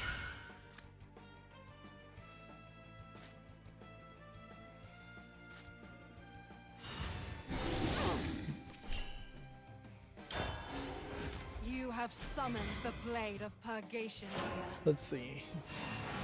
Next, sorry I went quiet there. We have a game here called Sotano Mystery Escape Room Adventure, which looks like it's probably just an escape the room game. Kind of feels like it might be somewhat in the shape of the Resident Evil house in Resident Evil 1. But yeah, there's really no good reason to use the layout of that house for anything. It's a pretty bad layout for a house. $6.29 English only. That's going to be an easy no. Here we have a game called Chicken Z, which obviously is a top-down shooter of no real polish. $11.99 English only. Here we have a game called Wall to Wall, which looks like it is just maybe Pong. Solid colors. That would be really ugly to look at. Very tiring on the eyes. $5.99. I mean, 59 cents English only. And then we have this developer, which we should just block this guy right now. Ignore this guy. Because he has Maze Art Red, Maze Art Purple, Maze Art Pink, all on the same day. Maze Art Orange.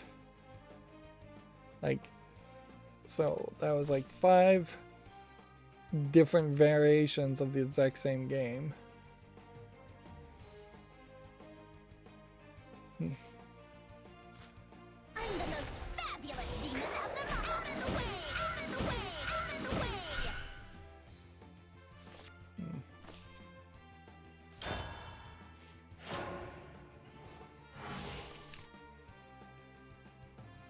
Let's see. Gamatsu says Toho Scarlet Curiosity developer Onkake Spa announces Toho Choshinsei, which the number of people seemingly allowed to use the word Toho seems to be unlimited. But I guess we need to figure out what Toho Choshinsei, if I'm pronouncing that right, is. It looks like it might be a rotational fighting game of monsters. Still magical girls.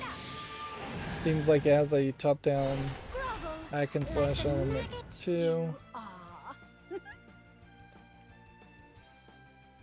It's kind of bullet hellish.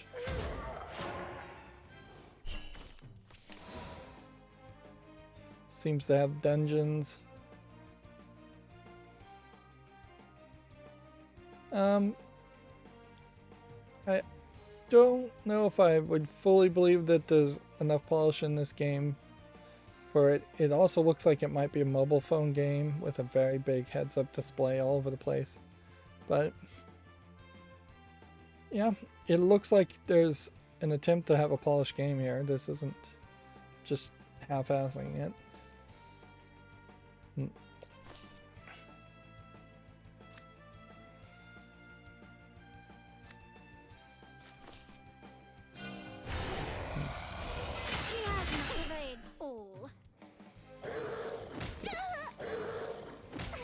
This.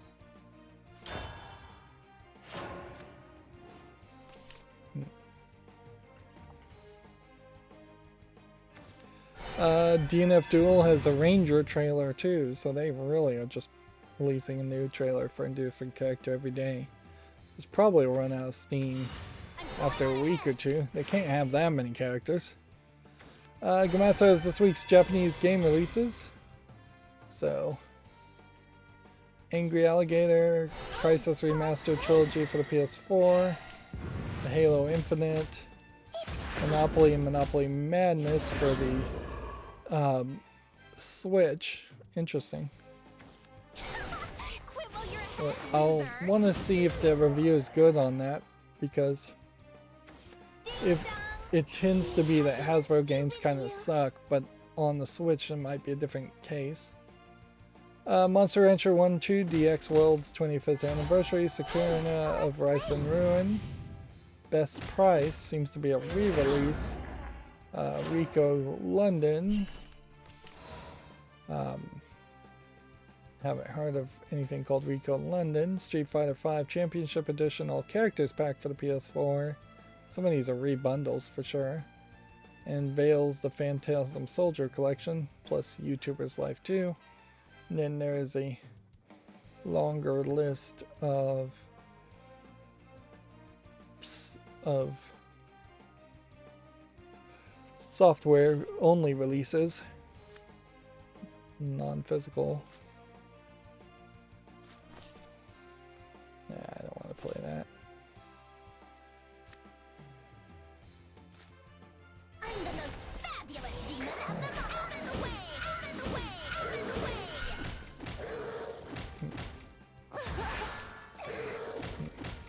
Why, you little... Check out my fancy footwork! Scatter like the blossoms. Time to dance for your life! Get ready to fly! There we go. I think we can win that.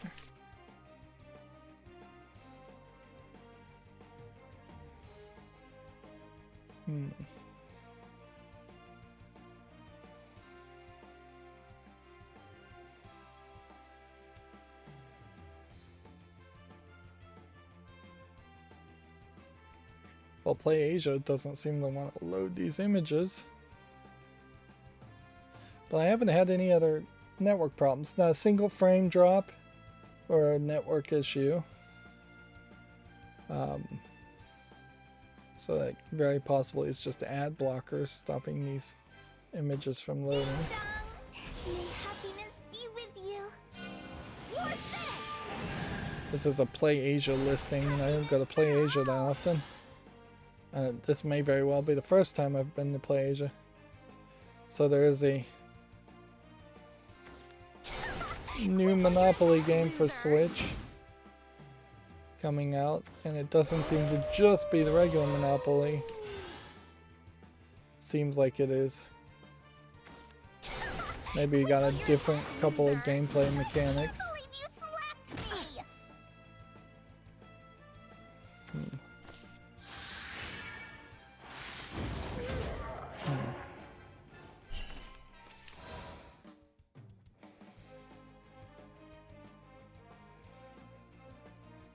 You play Monopoly and Monopoly Madness.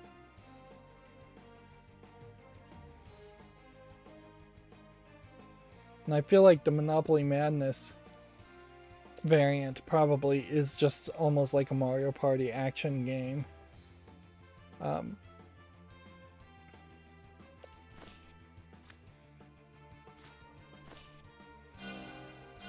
Genuflect before darkness eternal.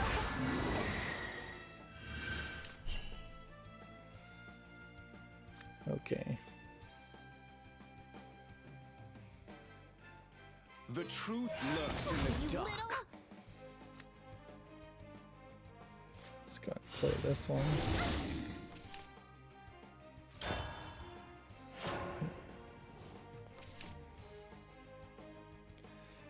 Here we have a game on Steam called Hackers in Battlefield, which obviously looks like a low effort garbage game. $4.99, Japanese only. We can say no to that. Here we have Christmas with My Family, Jigsaw Puzzle, which we can fairly quickly say no to that. $1.19. Here we have Ping Pong Pufferfish, which I think we can also dismiss very easily. $3.39, bunch of languages. Here we have Waifu's Smash is the name of that, and that is quite the screenshot, although technically YouTube family friendly. It is an RPG Maker game with a lot of indication that there is going to be a lot of anime girls in states of lewd poses at the very least. It's tagged with sexual content nudity, and oddly says it has rhythm-based combat. It is $2.09. It supports English, Portuguese, Brazil, and Chinese. Let's see. There's a free uncensored DLC. The thing here, though, is it, like so many of these games, really does not feel like there's an actual game here. Let's see. If I let the video play a little bit. Here we go. This will win. Give in to your desires. Like the moon on the water's surface. Oh, I didn't realize I had only 2 health. Well, that sucked. I could have won if I'd paid better attention. I guess the anime waifu game. So it's a Crypt of the Necrodancer style gameplay. To arms! There's a battle underway!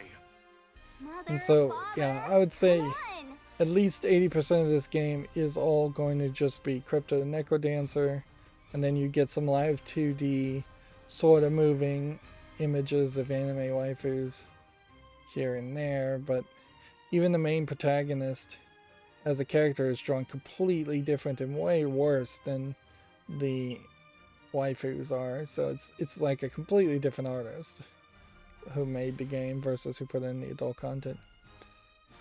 I don't get the idea there at a certain point. It would be the equivalent of a Hollywood production company getting like millions of dollars to make a theatrical movie release, and then at some point something going wrong and them saying, all right, this is now going to be a porno, and let's just shove in as much porno content as possible. Not even a case of them telling the actors that all of a sudden this is going to be a porno, but them just splicing in porno images from some other porn movie into the show, into the theatrical movie. I just don't see the logic behind that being a business model that makes any sense. I mean, it definitely was the way movies in the old VHS days used to be, is that at the very least the cover of the VHS made it look like it was a porno, and then the movie itself often turned out to not be one and turned out to be pretty awful. But in modern time, in the field of video games, it doesn't make sense. Life and death. And if you did want to just make a porno video game, why not just make a good porno video game? Not something that's going to make you play, in this instance, Crypt of the Necrodancer rhythm gameplay mechanics. Like, who is this fictional video gamer out there that only plays games with waifus and that? Is that how you treat a lady? Too slow. I think it definitely stems from the idea that there were a bunch of old Asian businessmen in China, Korea, Japan in particular, who think, who know nothing about video games at all, and they just say sex sells, so put sex in the game. And nobody pushes back on that idea, and nobody tells them, actually, no, this doesn't work. Thousands upon thousands of people have tried that and failed fairly miserably. Like, sex sells sometimes, but the vast majority of the times it really doesn't. Who will be my victim today? Are you worth your weight in gold? Ow! Is that how you treat a lady? Too slow. Ow! Moving on, we have a game on Steam called Sub Chase Online, which looks like nothing. Here we have a game called There Is No Stairs, which looks like nothing. $1.99, Korean only. Here we have a game called Gunner Deadly Expedition, which looks like nothing. $7.79 English only. Here we have something called Opsium. It looks prettier as a kind of standard, probably asset flip horror game. I guess it's supposed to be a survival horror game. It still doesn't really look like a game worth playing, no. $15.99 English, allegedly full audio. I think we have to say no to that. Are you ready for true Can I haunt you too? Shashing! Let's see, hit this, Is that how you treat a lady? things I do for fashion? this, Are you worth your weight this. in gold? Don't just stand Too there, slow. fight! hit this. Don't just stand there, fight! Oh man, if I had just killed one more person.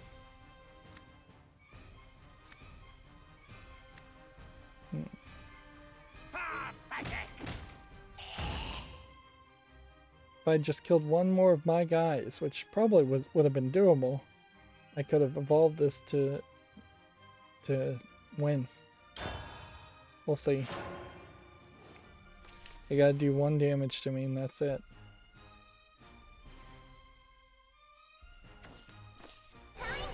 Enemy or no, you did good. They pulled it off fairly easily.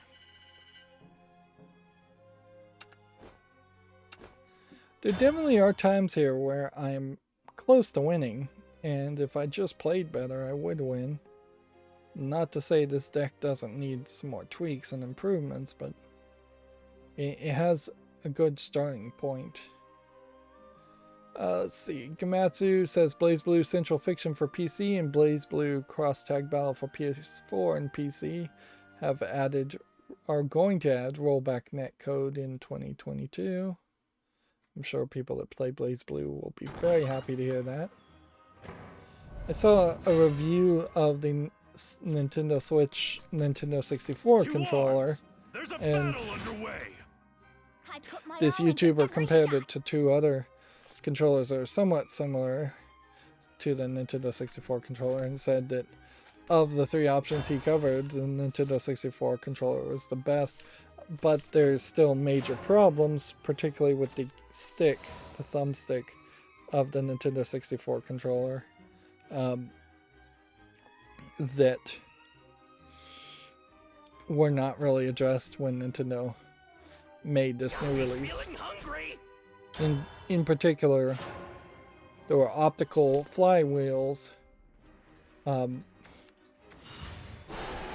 that read the position on the original Nintendo 64, which gave you a much lower chance of Joy-Con drift and compared to potentiometers, which is what's used now. And there's no such thing as a brushless potentiometer as far as I could see. Which that would be very useful if there was, for long-term usage, and that's just the general reason why there's Joy-Con drift in general, is the potentiometers. But then also it's plastic on plastic parts, just like the original Nintendo 64 controller, so very quickly the plastic on plastic parts are going to grind on each other, and the only thing you can really do is take the whole thing apart and grease it up, and there's not even a good source for replacement parts. So yeah, Give me that! and that's the problem with the Nintendo 64 in general, is that there's even when you were playing the original Nintendo 64 with the original controllers, the layout of that controller was very different for very different games, and that controller worked well for some games and very poorly for other games, and there's just no good translation to it.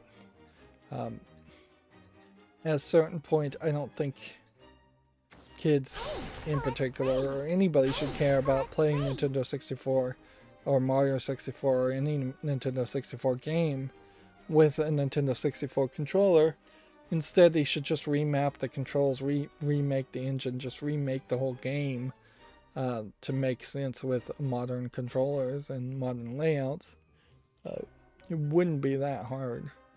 And in emulation, you do just have to map the buttons differently. Arguably, if these emulated games on the Switch just had better button mapping features, there would have been no desire at all to go back to the Nintendo 64 controller.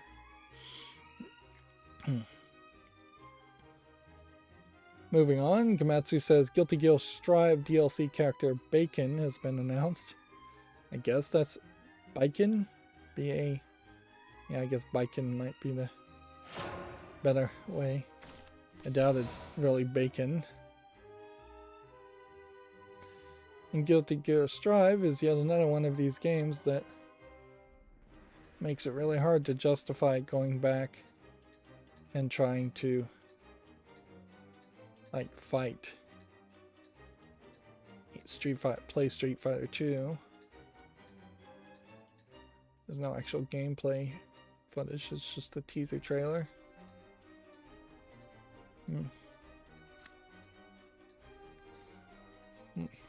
I like. Give me that.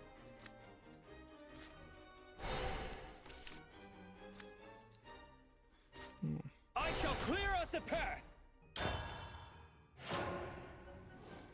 Let's see. A early development video for Eco has been released for the 20th anniversary, which arguably is really just rubbing salt in the wound that the series of Eco has been just like poorly mishandled and delayed and upon delayed.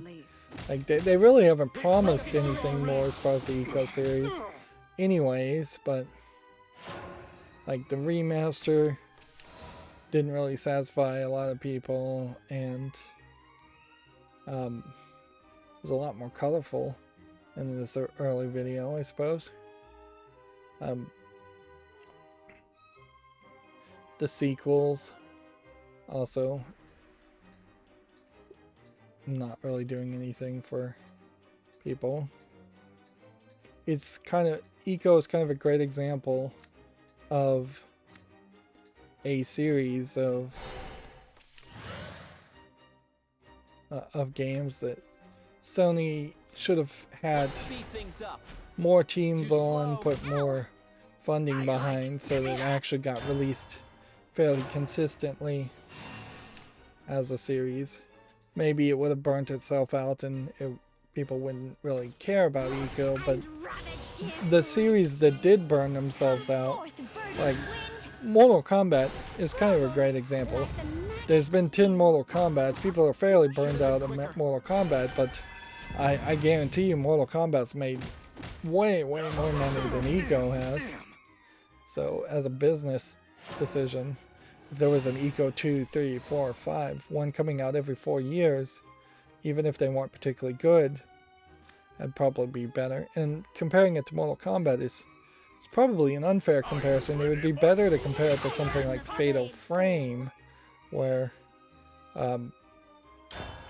Fatal Frame in particular has been going on and not been particularly good in quality or reception, has still managed to make a series out of itself and continue to sell.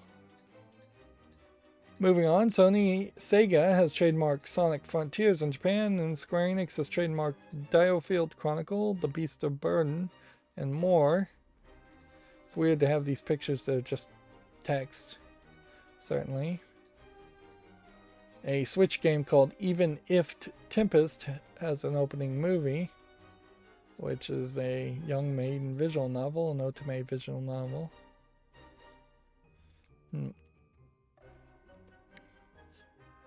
I heard of an anime that's coming out this winter season based off of one of the Shakespeare plays, but I don't think it was Tempest.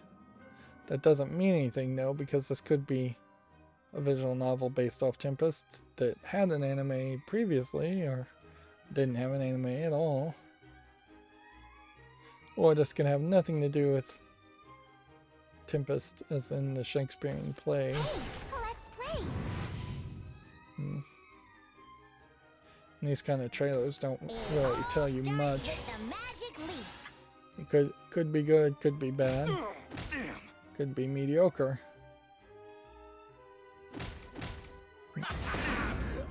Here we have a game on Steam called Endless Match, which is obviously just a match 3 game. $11.99, English only, nothing there of interest. Here we have a game called X-Virus, which just is an asset flip first person shooter. $1.69, English and Chinese. And I can see the beginning of the end now. I need more fear, more terror. Got a job to do. Okay. 1, 2, 3. How's that? My loyalty is ironclad. And then March on! Harder armor, stronger armor. Steel yourself. do we want to kill this? Cretin.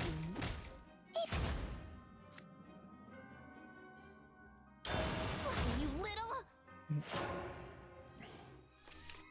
Here we have a game called The Undisputables online multiplayer shooter, which looks like a cell phone game port. Doesn't look particularly interesting. $16.99, English, allegedly full audio. Here we have a game called Valkyrie Profile Nifi Ni, which looks like it's just an RPG maker game of no interest. 99 cents, Chinese only. Here we have a game called Super Clown Lost Diamonds, which I don't think is an actual game. Seems like you're playing as a Mario-like character, running around collecting coins, not diamonds. Very rarely, I don't think I've ever actually seen a successful open-world 3D game where you jumped on enemies on PC. That is a thought, certainly. But yeah, you can pretty well tell that this is somewhat low effort as a game. $1.19, English only. You have a game called Beaver, which looks like some kind of weird VR game. I don't know how it actually plays though. That's my question. Remember, every drop 100 droplets in a single stroke. Seems like you've got a bunch of shapes, and then you're shooting sections to create or break connections with different shapes. But I have no idea if there's really a game here. And this trailer is weird because you have this white-haired girl in this very unique outfit, to say the least, dancing around. And pretty much anytime you see this, it kind of highlights that you're not really showing a lot of gameplay.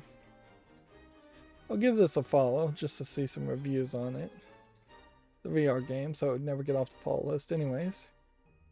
Here we have a game that's just Asian characters, just looks like a generic RPG game. 99 cents, Chinese only. Here we have a game called Hover the Edge, which looks like nothing of interest. I guess we're going to probably end somewhat early today, which I'll appreciate that, certainly, instead of going 3.5 hours, because we really only have about 10 more games to look at. Here we have a game called Mondrian Squares, which doesn't look like anything I would be interested in. $2.54, English only. We have Super Yodel Land, Legend of the Katzen Bar. I feel like I've seen other Super Yodel Land games. Damn. Almost feels like it's a Getting Over It with Benet Foddy clone. We're just trying to get higher and higher. $13.99, English only, third-party EULA. See if this developer has made any other games. Enemy or no, you did good. No. Alright, I'll be generous and put this on the follow list. I'm not doing particularly well as far as getting the daily quest done, but I've long since given up on that as far as Shadowverse. Let's see. Gamatsu has Atelier Sophia, or Sophie 2, The Alchemist of Mysterious Dream, Alette Clarity trailer. So it's another character trailer. There's a battle underway. The thing with me is that the Atelier series pretty much has already sold me, so I don't really need to see anything more. And that's just because, not because of cleavage or anything like that. I mean, just the Atelier series, at least one of those games I really do want to play, and I'm not anywhere close to thinking I would want to play Atelier Sophie 2 without playing Atelier Sophie 1, and I don't think I'd want to play Atelier Sophie before playing, I believe it was Atelier Ryza, the really popular Atelier game, or whatever it was called. I've got this under control. Let's see. The Idolmaster Starlight Season DLC character Kaede Takagaki launches December 9th. Which, okay. This being a J-pop group. Idolmaster characters. Like, I don't know if that really impresses me that much.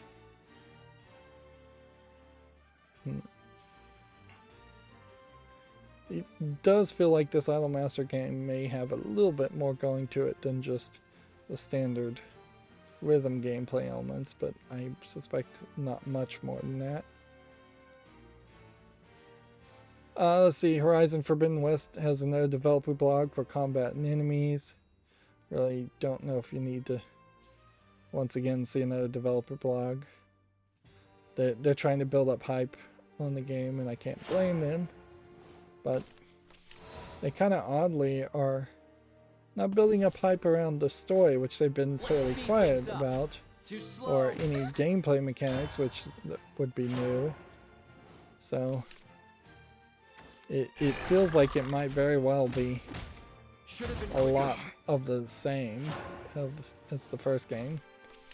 But the first game was good, so should be alright. This one. We'll return light to the canal. At your service. Let's see. Gamatsu says The Matrix Awakens, an Unreal Engine 5 experience for a PS5 and Xbox Series pre-download is now available. The experience will be revealed at the Game Awards 2021. I've seen some more trailers for the actual Matrix Awakens movie, and yeah, everything I see really just make me feel like Keanu Reeves should have been forced to cut his hair like it was before, because he looks way too much like his character in John Wick now. Or they should have just recast, and I think there's a great argument that they should recast. I wouldn't be surprised if he does kind of end up being killed.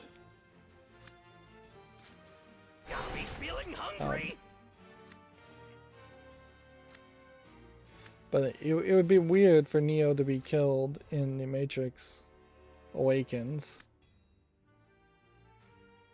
for a new character to take over.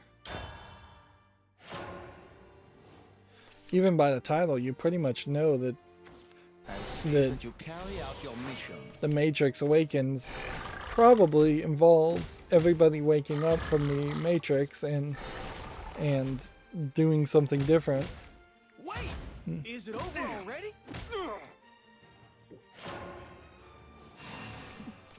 It's something very much not really related to the Matrix. Are you ready for true combat, Pop? Okay. March on! See how this works. I'm over here! I like One, Just No one gets past two, Just stand Today we 3, fight. 9.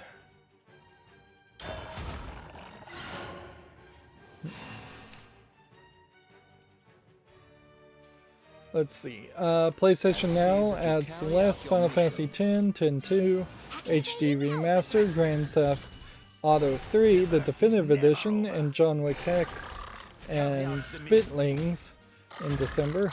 I don't know what Spitlings is as a game. And they desperately need a better picture for Grand Theft Auto 3. That character is drawn pretty terribly.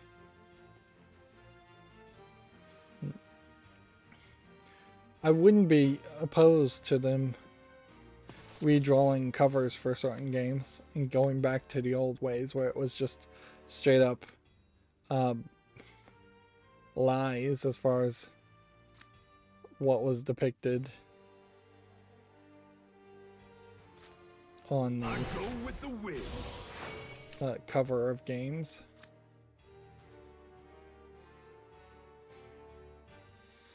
Let's do this. I shall clear us a path. One step closer to victory.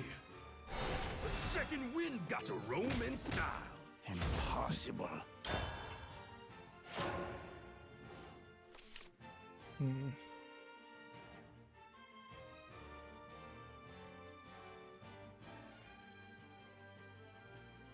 then pretty much I have only one GameDeveloper.com article at all.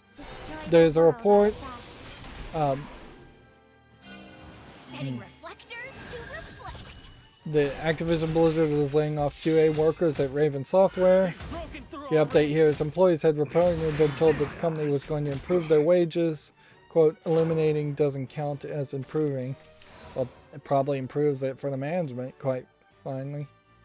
I think in a lot of ways this is maybe GameDeveloper.com piling on Activision Blizzard a little bit more than is sadly reasonable to pile on, because it's frankly not uncommon for video game companies to lay off QA people. I mean, it just isn't. And who will be my victim today? That's all that it seems like is really happening here, is that they are just laying off a fairly small number of QA people on top of that. This town is good I think it was for like breakfast. 20 people.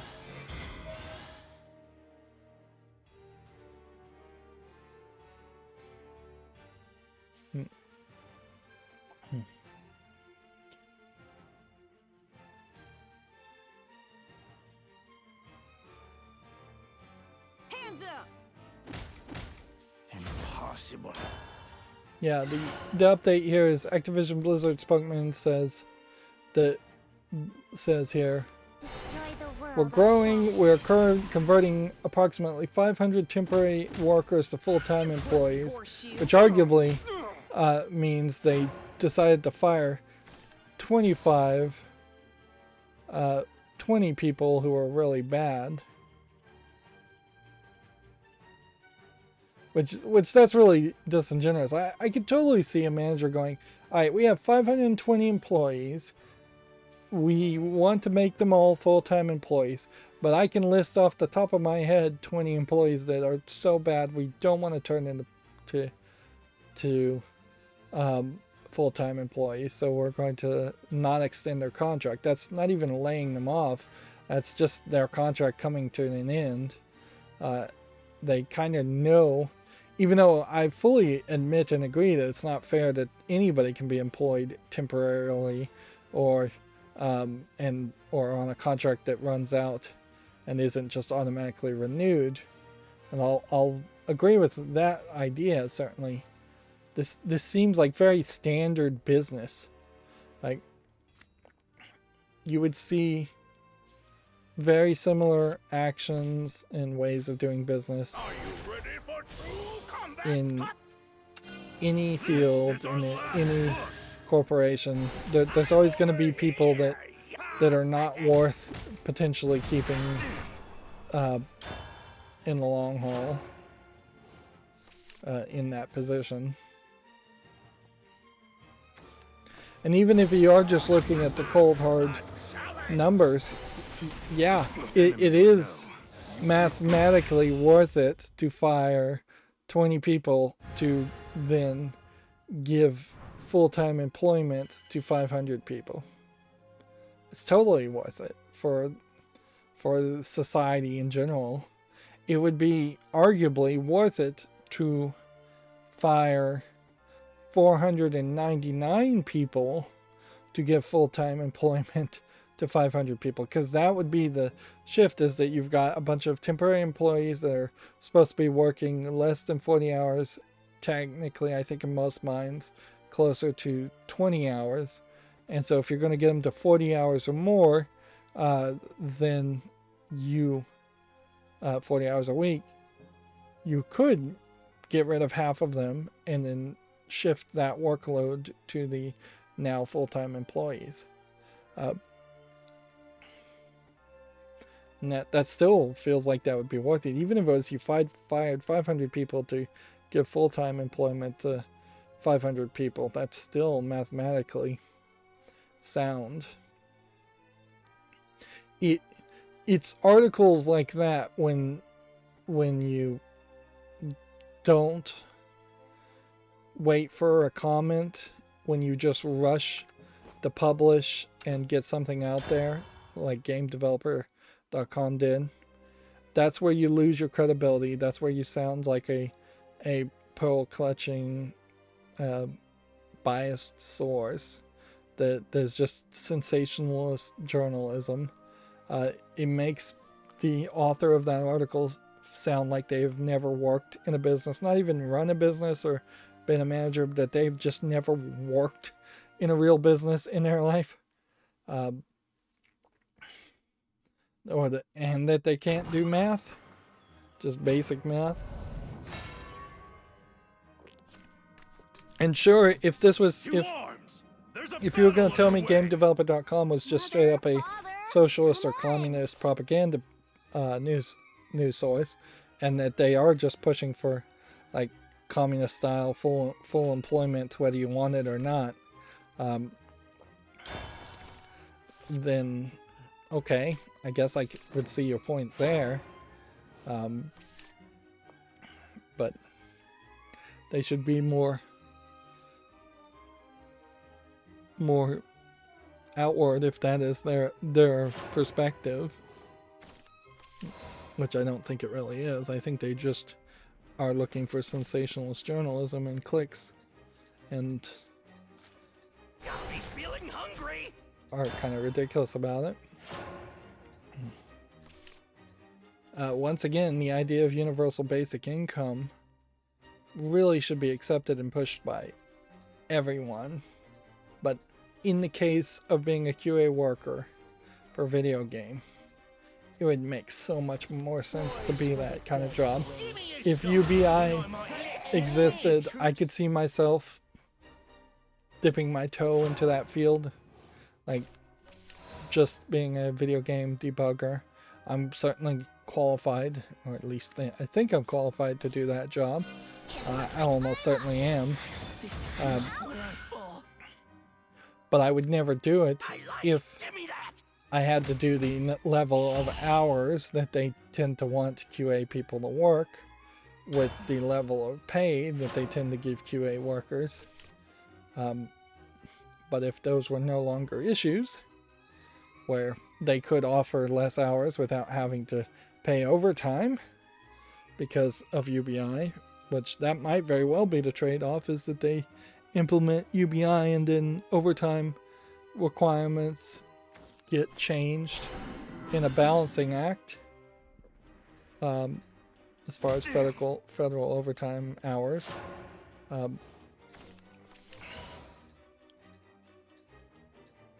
Or just a whole bunch more people would become QA testers, so then they wouldn't need to give it, or they wouldn't have any real reason to give extra hours to people.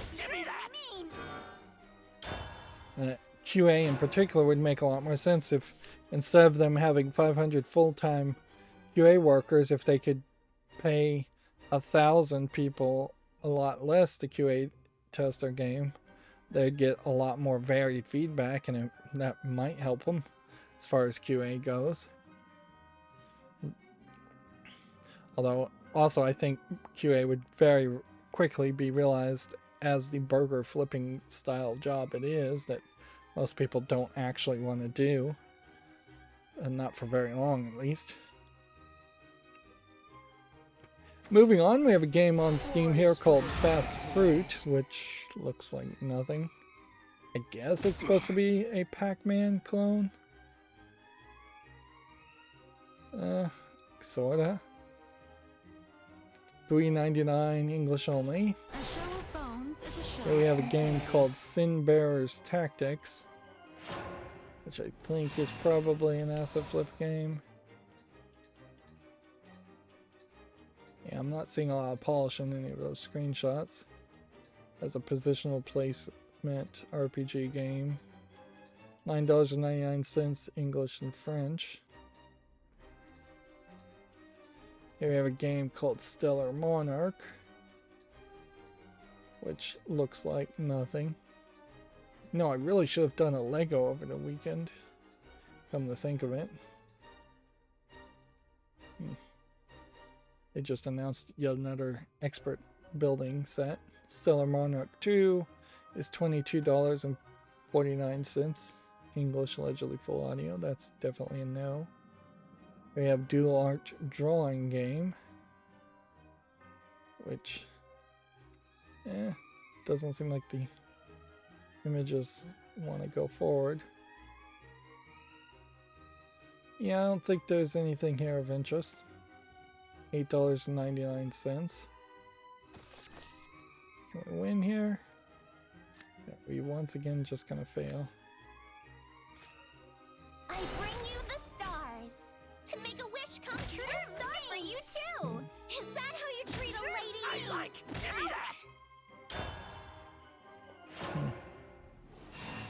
Here we have a game called Rusky's A Boozy Beginning, which looks like garbage. It's probably just a troll game, joke game. Free to play, English only. Why am I seeing Here we have stars? Sports Betting Simulator, which obviously is just a low effort simulation game. 99 cents, English only. Here we have a game called Modest Eyes, which is tagged not safe for work. Looks like it's just an RPG, a jigsaw puzzle game with some anime girl pictures. It's $1.19, whole bunch of languages. And while it's tagged as not safe for work, at the current moment it's just girls in their underwear, and they say an 18 plus patch is coming soon. I would not believe that in any game whatsoever. If there was going to be an 18 plus patch, you would have that available on day one. Oh. Okay. This desert awaits. and this. This town eats good folk for breakfast. And this. Hands up! I ain't throwing in the towel yet. March on. I'm ready for more. What do we have here?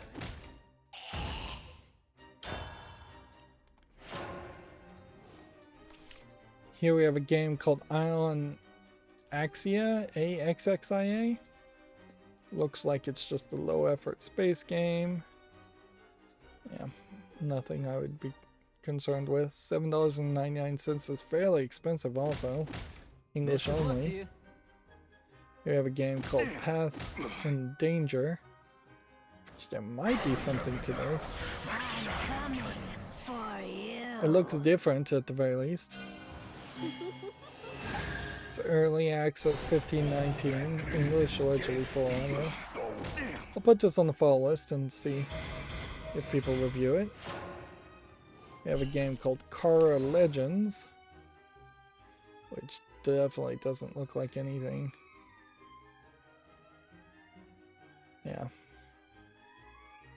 Early access $7.99, English only. We have a game called Udogene X, which looks like it's a platformer shooter Toho game of no real interest. $5.59, English, Japanese, and Chinese. I'm gonna say no to that. I need more fear, more terror. Got a job to do. 1, 2, 3. My loyalty is ironclad. One step closer to victory. Harder armor, steel yourself. Die. My loyalty Let's see is if we can win. ironclad. Maybe we can win here. Yeah, we have a game on Steam called Underwater World, which just looks like a platformer of no interest. 59 cents, English only. Really not seeing anything here. Here we have something called Ephesus, which is apparently a exploration survival game in ancient Greek times. Enemy or no, you did good. It's early access, $9.87, English only. Is there something here that would really interest me? Though, kind of think like, no. The general idea would make some sense. It apparently also has online co-op for some reason. Being in ancient times and surviving around a narrative would be the thing that I'd really need to see. Yeah, if I could just get one disconnect, that would be great, and just ignore the 2 ranked wins. That being said, I don't think I'm likely to have that happen. We may stop getting the quick disconnects altogether now that I've reset my router settings. Like, there may just have been a bug in the settings that was getting copied over and over from backups to restores. To arms! There's a battle underway! Or it could just be that WMM as an part of Wi-Fi, when misconfigured, also misconfigures connections outside of the Wi-Fi ports. That'd be weird, but it's not insanely unbelievable. Here we have a game on Steam called One Escape, which looks like nothing, just a platformer. $3.99, whole bunch of languages. What's funny is they're labeling it as a precision platformer, but I don't know if I would really call it that.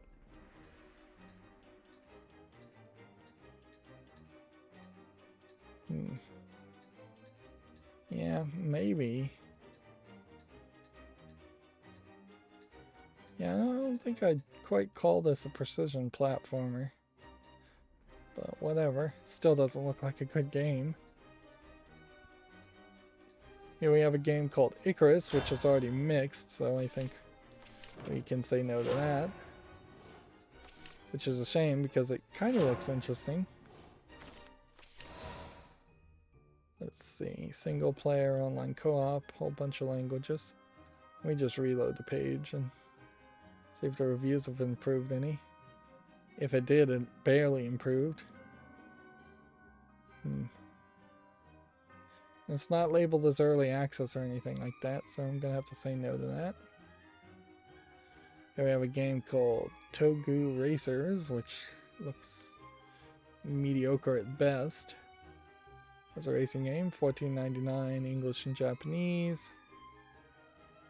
Here we have a game called Six Souls, which maybe I could be really generous and say yes to this, put it on the follow list.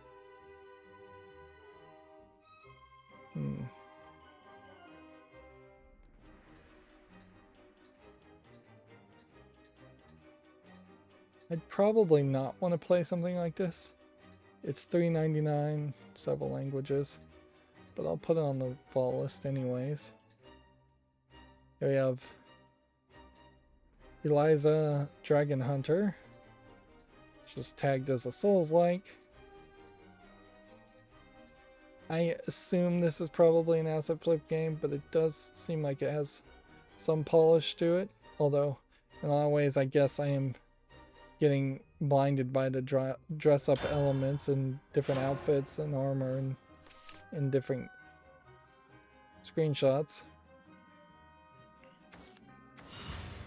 I heavily suspect this is not really a game. Yeah, what on this can make me think that there's a game worth playing here? I don't think there is enough here. Arguably, even in Dark Souls, there isn't much of a game there. It's just enemies that you have to run and defeat.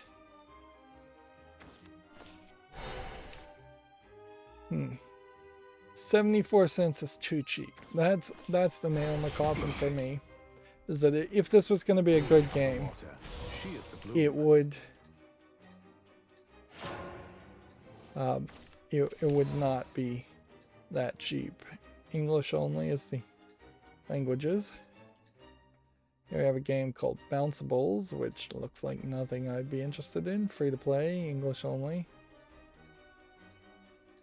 Here we have something called The Captain, which looks like a point-and-click adventure of the sorts, and I am a sucker for point-and-click adventure games.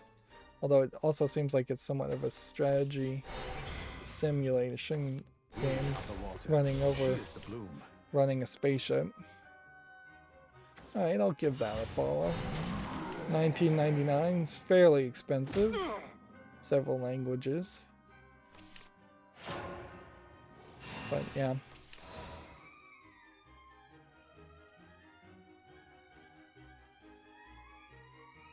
See, next we have Street Outlaws 2, Winner Takes All. Which, yeah, I don't think there's a game here. There's not a lot of racetracks that I'm seeing here.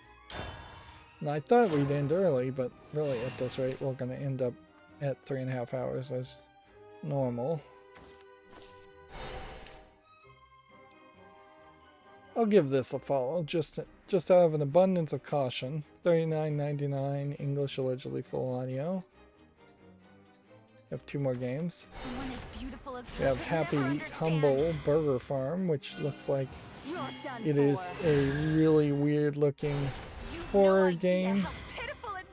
That doesn't mean though it's bad, particularly when we see that it's been rated very positively. $17.99, single player only, English allegedly full audio. I suspect it probably does make some sound effects.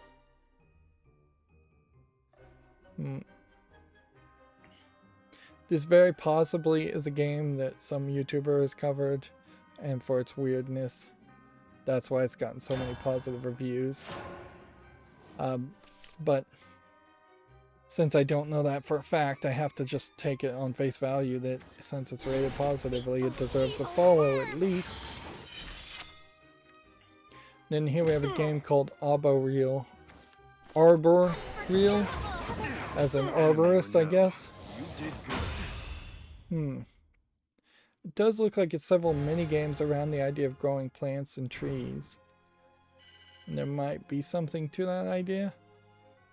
Enough that I think it deserves a follow. $7.99, English and French. And with that, I am done with everything I had open. So I'll just go through my tabs real quickly and see what new things have happened that we can talk about on Wednesday. Shadow Tactics Blades of the Shogun's Aiko's Choice apparently came out. And honestly, that may be about it. Like, according to what's on Steam, either no games have come out in the last 2 hours, or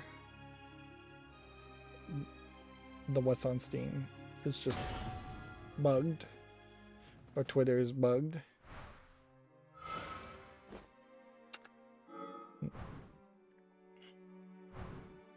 Let's see.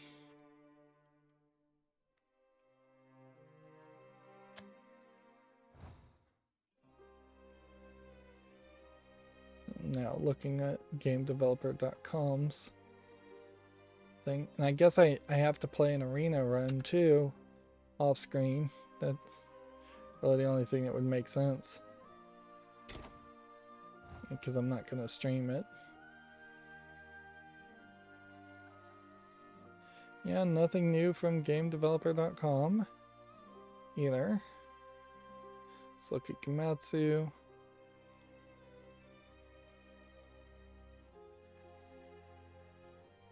Literally one news story from Gematsu over the past 3 hours.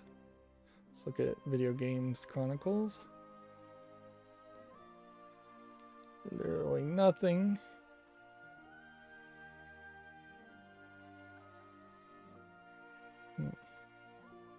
Well, maybe these news things are slightly out of order too.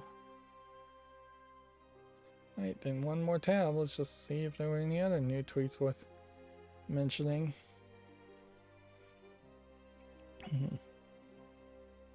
I almost feel like I should just start wrapping up now.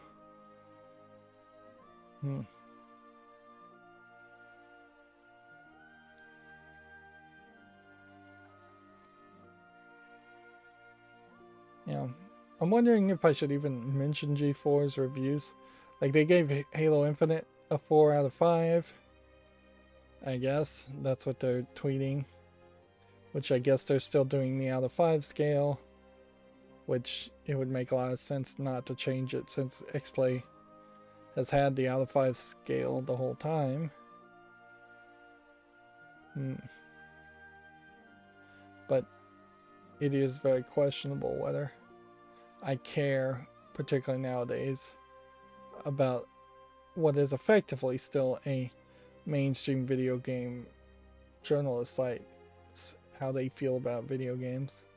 Particularly when you talk about like Adam Sessler having a hand on whether he likes video games or not.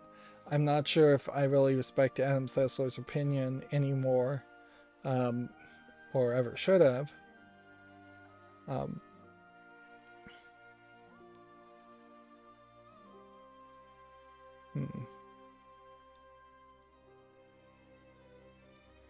Like, for the most part, I'm trying not to listen to reviews of video games from mainstream video game journalists, and only listen to reviews from smaller sources that I feel like I can potentially trust a little bit better if I get to know that individual person, instead of, say, X-Play, which may have 4 or 5 different people playing the games and giving reviews and writing reviews for Adam Sessler to spout out as if he was personally making a review.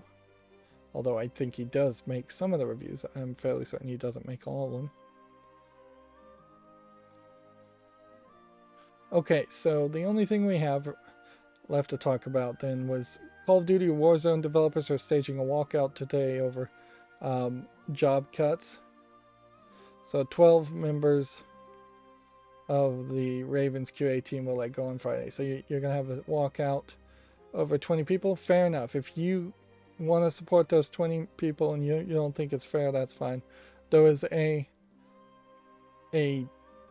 meme image showing how like 700 people in France were going to have their pay cut, and because of unions striking in solidarity with those 700 people, it ended up with like 50,000 people going on strike and 2 politicians straight up being fired or removed from office because of such a bad decision. Particularly in that case, just telling people straight up, we're going to cut your salary, is never an acceptable response. I would much prefer you people fire the people than cut their salary, because that's just unfair bullying at a certain level. And you are effectively firing somebody if you cut their salary. But in the United States, you can get away with cutting someone's salary a little bit. But if you make significant changes to the type of work they do or the amount of compensation for the work they do, then you are effectively firing them, and you do still qualify for unemployment, whatever little amount of unemployment you might get. And